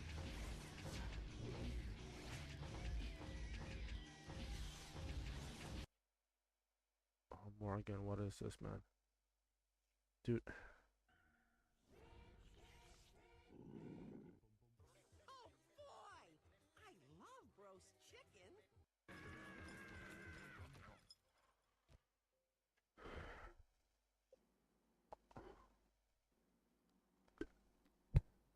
I know what I must do. Wow. That was really something.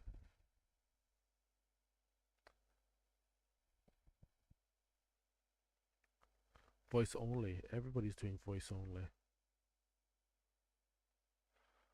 Oh, Morgan, I don't know. I'm not sure, man.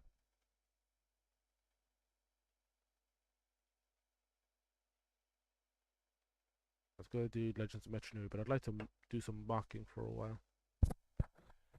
Let me just put the word out real quick.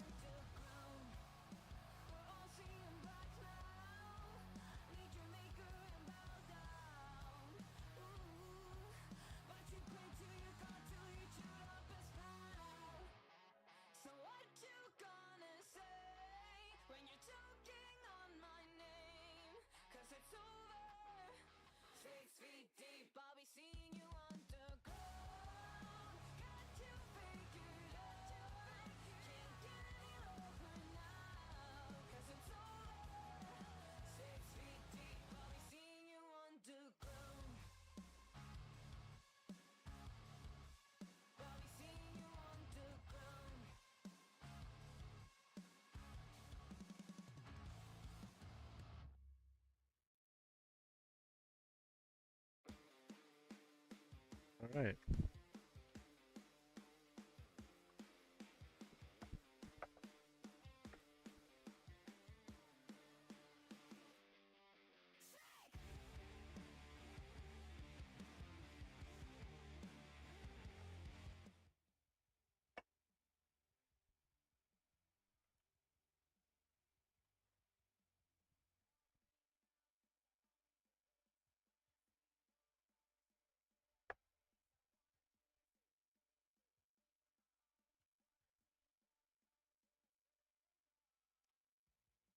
I'm gonna find a mask I haven't used yet.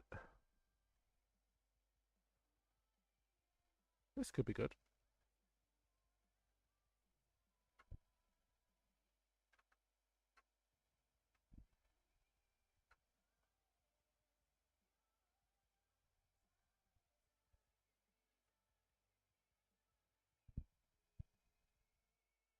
I think I had another project feel for this. Hang on.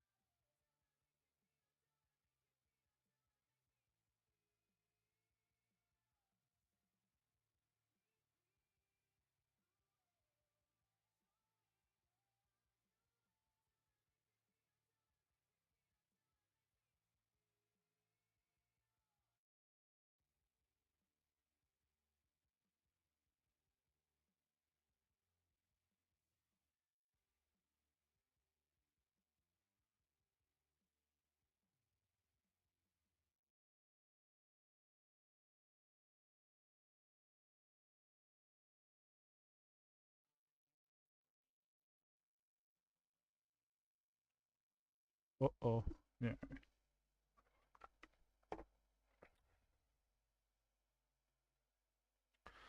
All right. Is this the same as this?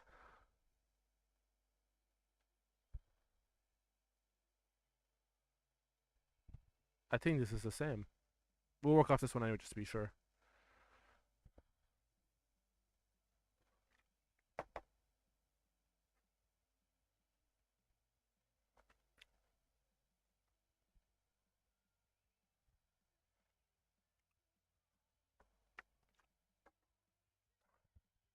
I think it was this.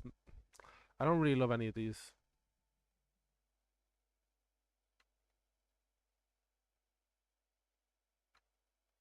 This is interesting.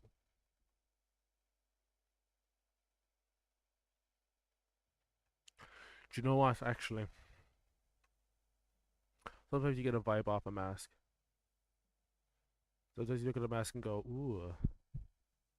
I hadn't mentioned it before, but I've been doing like a render in Blender of the past mock we made on stream.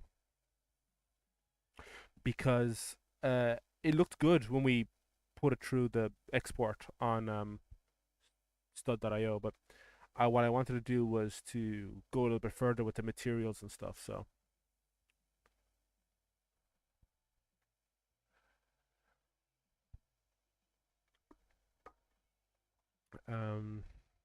this looks like a Turaga mask almost. So if we did like is there?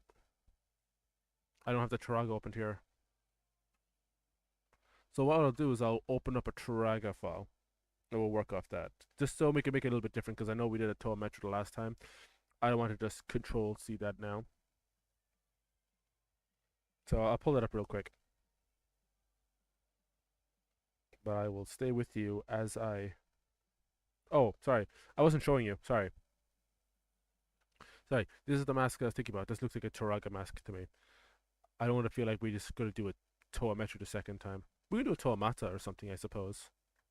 There's just very little to do with that, obviously. I'm inclined to get rid of masks that I have used. Like, I'm pretty sure I've used this. I feel like I've used this, but maybe I haven't. That's Nuju. I don't want to use Nuju. I used these. I haven't used this. That's good. That's like a Toa Metro mask. You know what I mean? That's Mata. That's Nuju. That's a not Nuju. That looks like the Evoki. Oh, look, you even see it down there. What am I doing? That looks like Mahuna. Yeah. Because it looks like Vakama's mask.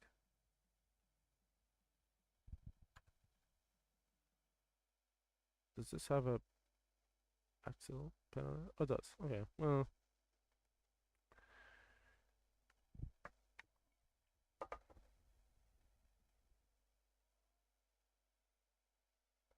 Sorry, I'm just trying to get some stuff sorted.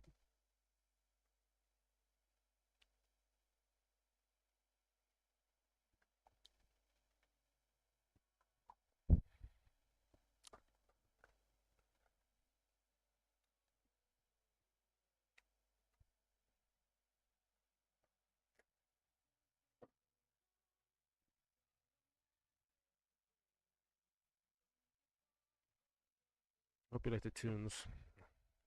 I've fallen for this band recently.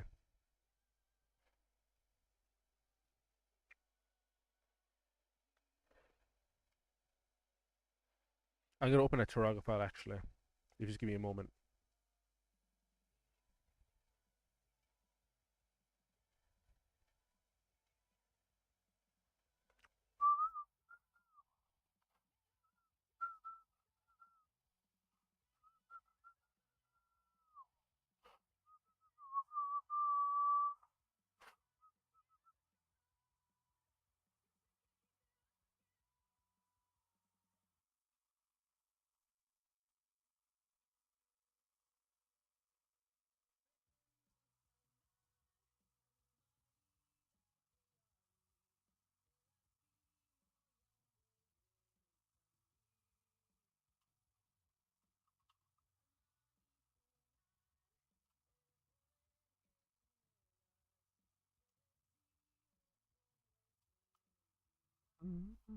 Oh, here we go.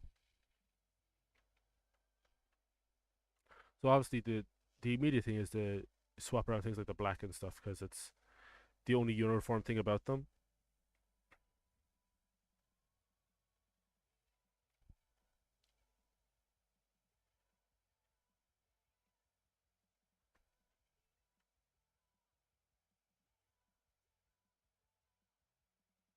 I kind of want to go with Nuju. They got a nice height to them.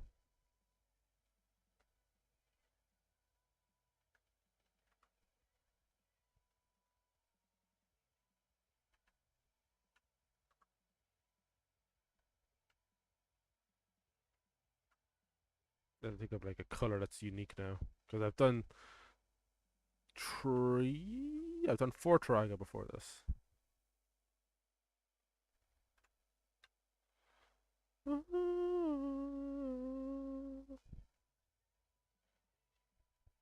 I have to do a connect the pin thing. See, if it's a deep mask, you can't really put that on a Mata head. You have to use the shallow ones.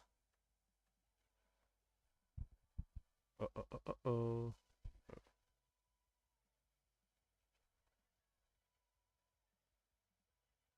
There we go.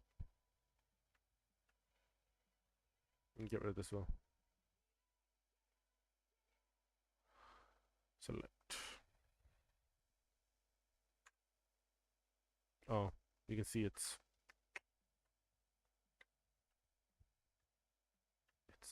not it's a little bit out there.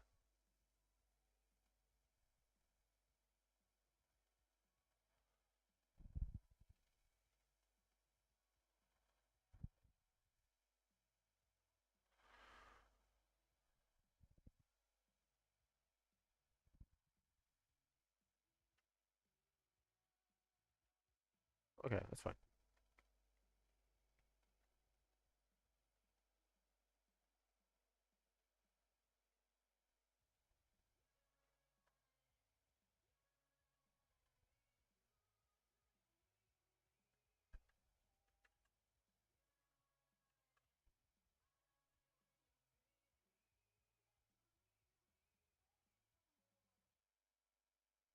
I don't know what color I should use for this.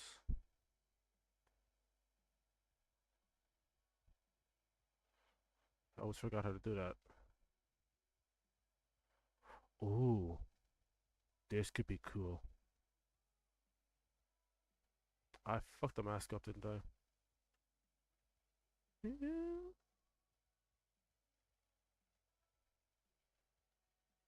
it too far out?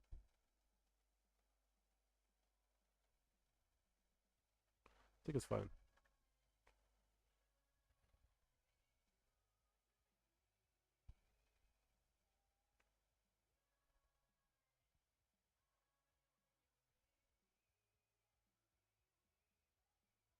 I'm trying to think about how to... I like using the same color schemes. Oh, it's the limb should be the same color as the mask.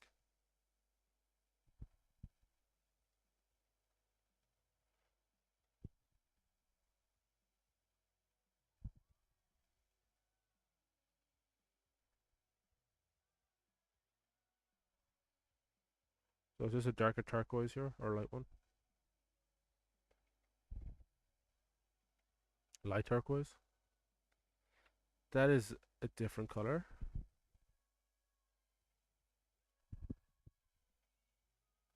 It is a different color. Okay, that's fine.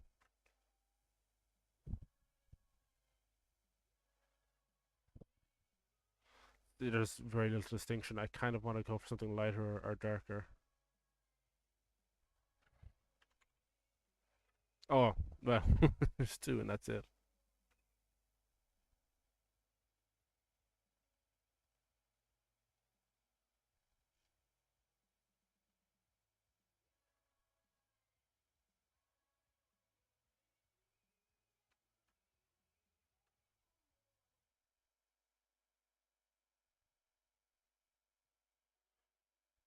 Find the color now to go with this. Dude, it's still pushing out. I guess it is a deep mask. Maybe find something else.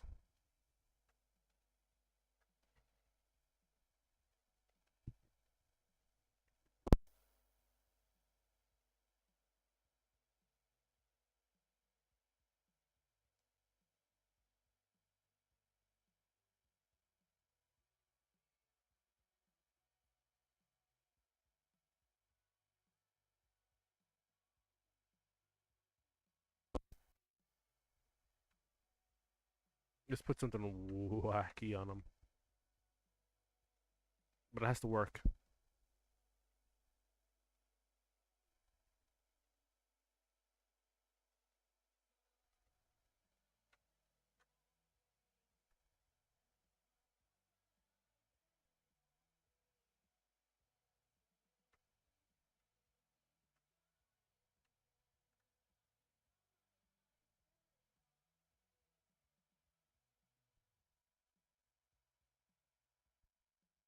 Is that...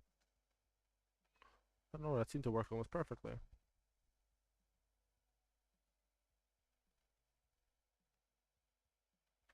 That's kind of cute.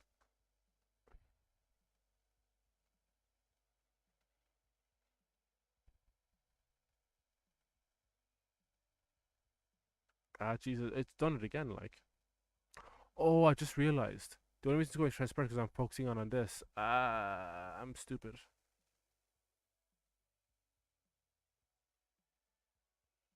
Oh, that can go pretty far in before going. Okay, never mind. That is literally fine, isn't it? Okay, fine, fine, fine. There's got to be some kind of contrasting, like red or something here.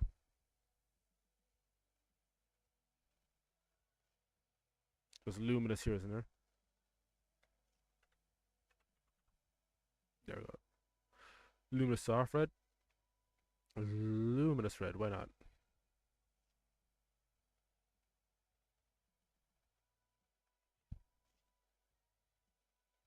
And give this like a little bit of wettish. It's just like a sand red or something. Sand red.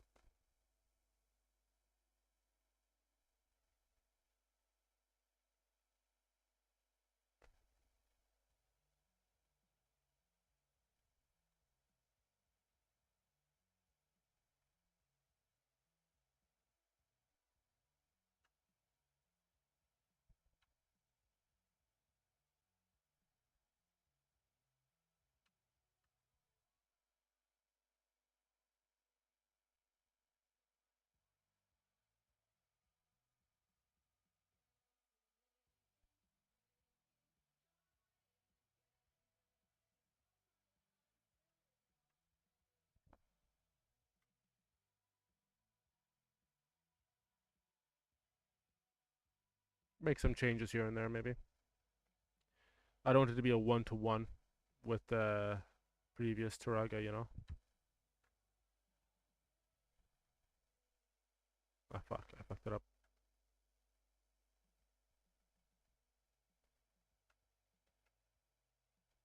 And what we'll do now? We put this here. This could be cool.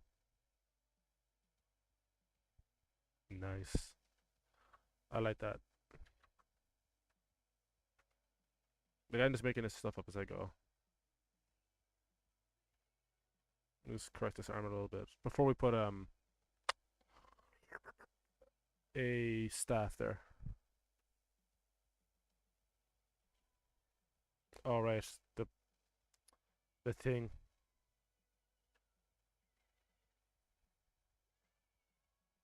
There, it's fine. It's fine. Hmm.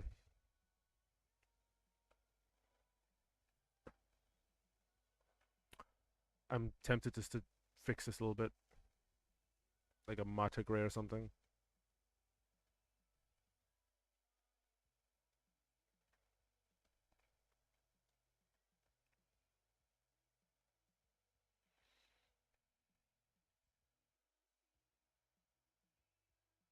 And this just looks like a trans flag if it was a Bionicle, but it ain't no biggie. Fuck. It's like, you know, you can see what's running inside them, like this kind of grayish. And I want to get this.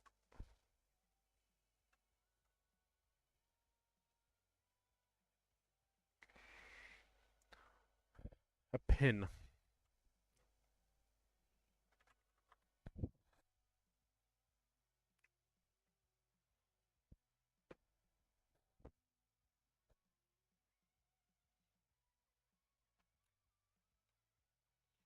I know, this is the cool idea I have.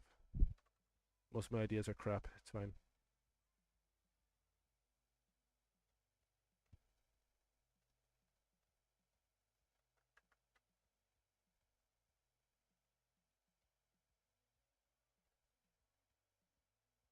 I don't know, just thought it'd be a kind of cool thing to do. Put some pins through their arms.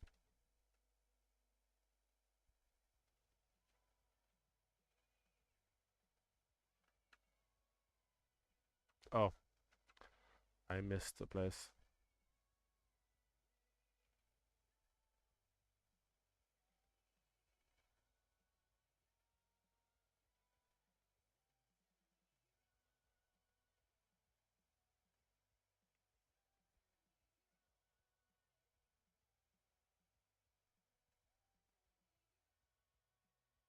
Those are two different kinds of grays, aren't they?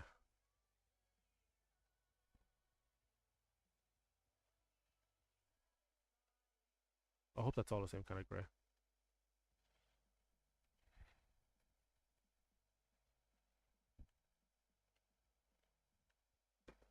Find them a staff.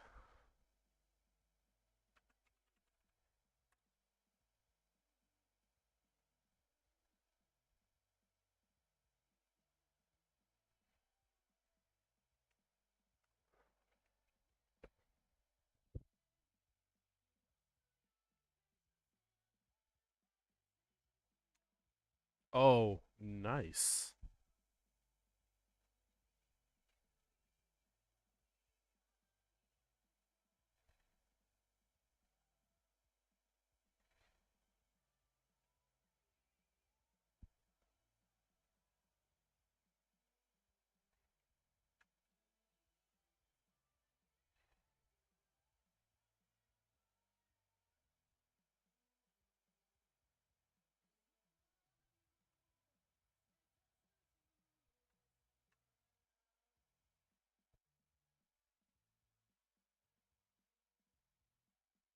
We'll do like a render of this one as well once I get the first one done. The first one is still rendering. I put it off for the stream, but I'll put it back on once we're wrapped up here. I put like a little Portal thing in the thumbnail because I thought maybe people want to see me play Portal for the first time. But if that's not an interesting game, I don't care.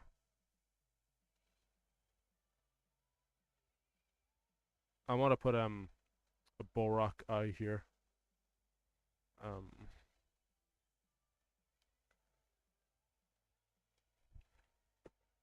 Are there any here? Otherwise I have to go into the file directory.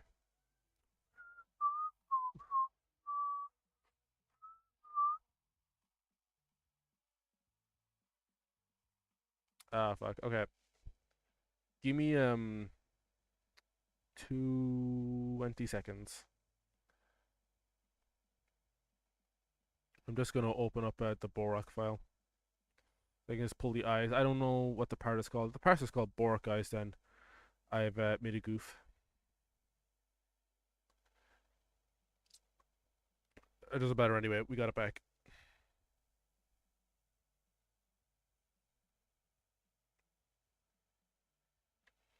Okay.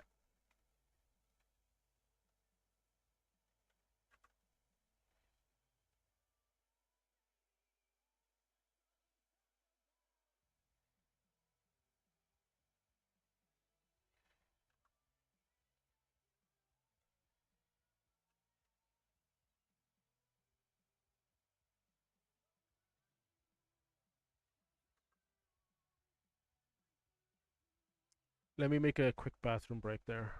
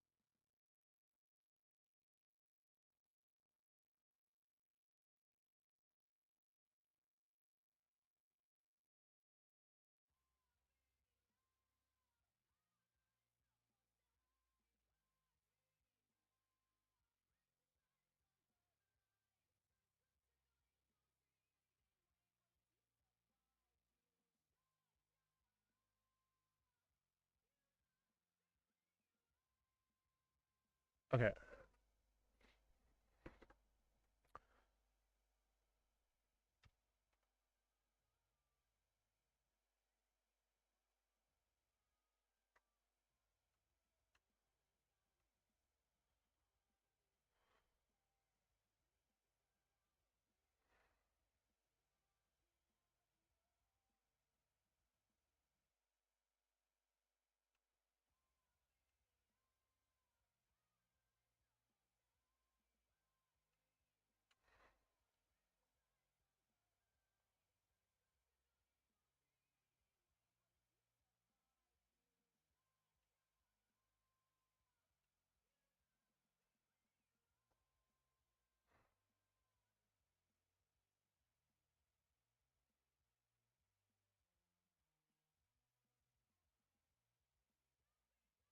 Ah ha ha ha.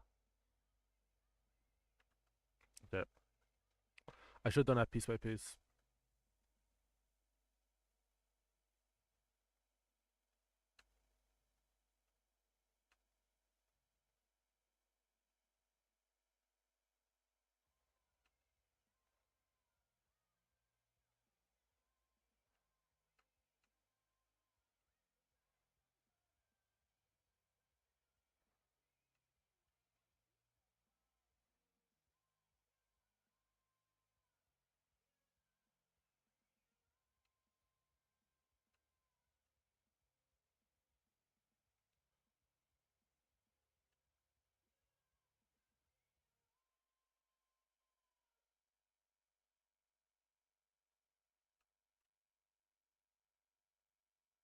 The pearlescent. Put a little stud there would be nice. I don't even call studs the little thingies.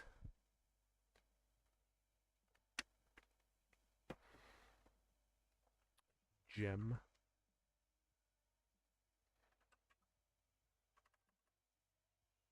Crystal. That'd be nice.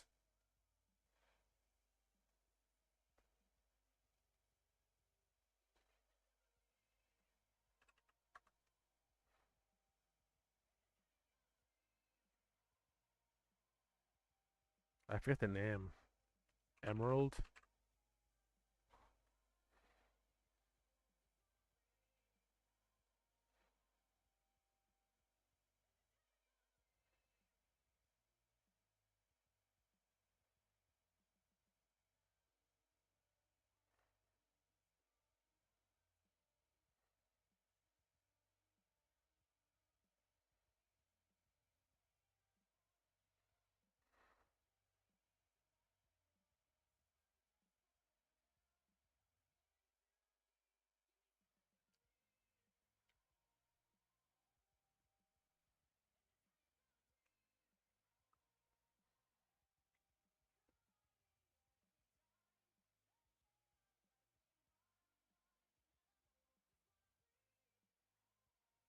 Oh, do you know what we'll do?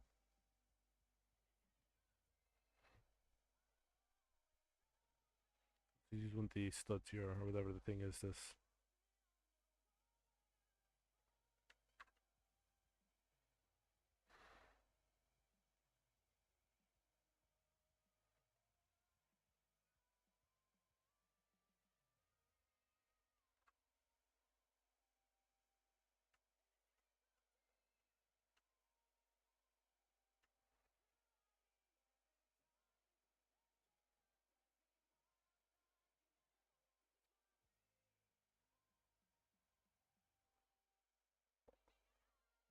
Oh, it won't go in. Bro. Uh, uh, uh, uh. I mean, it's not the ideal part, but for now. For now.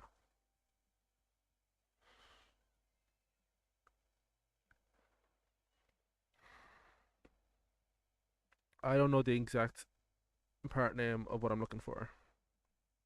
The single pin piece.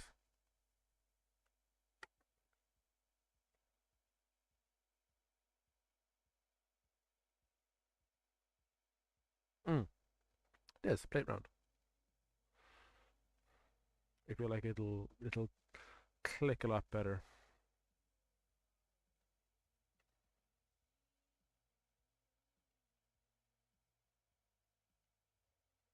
There. Oh, that's nice. That's real nice.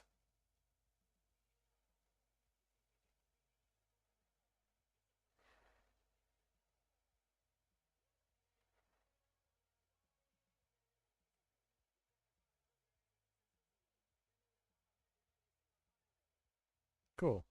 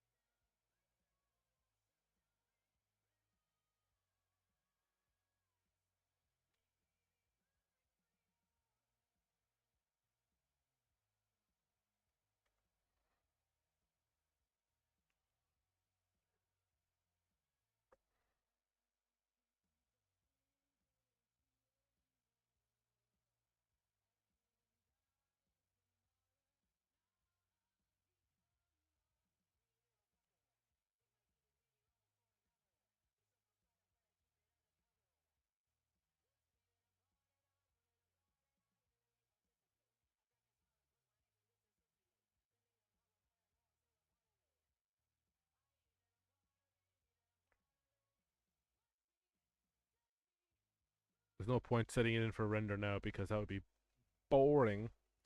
Not that this hasn't been boring anyway. So what I'll do is I'll set this into bake, and then I'll put out the results, and we'll see if we can do more of these.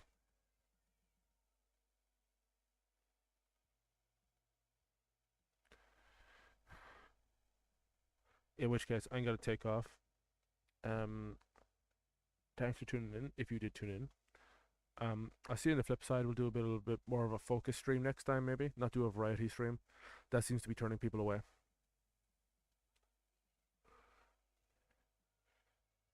Take it easy. Look after yourself. See you soon.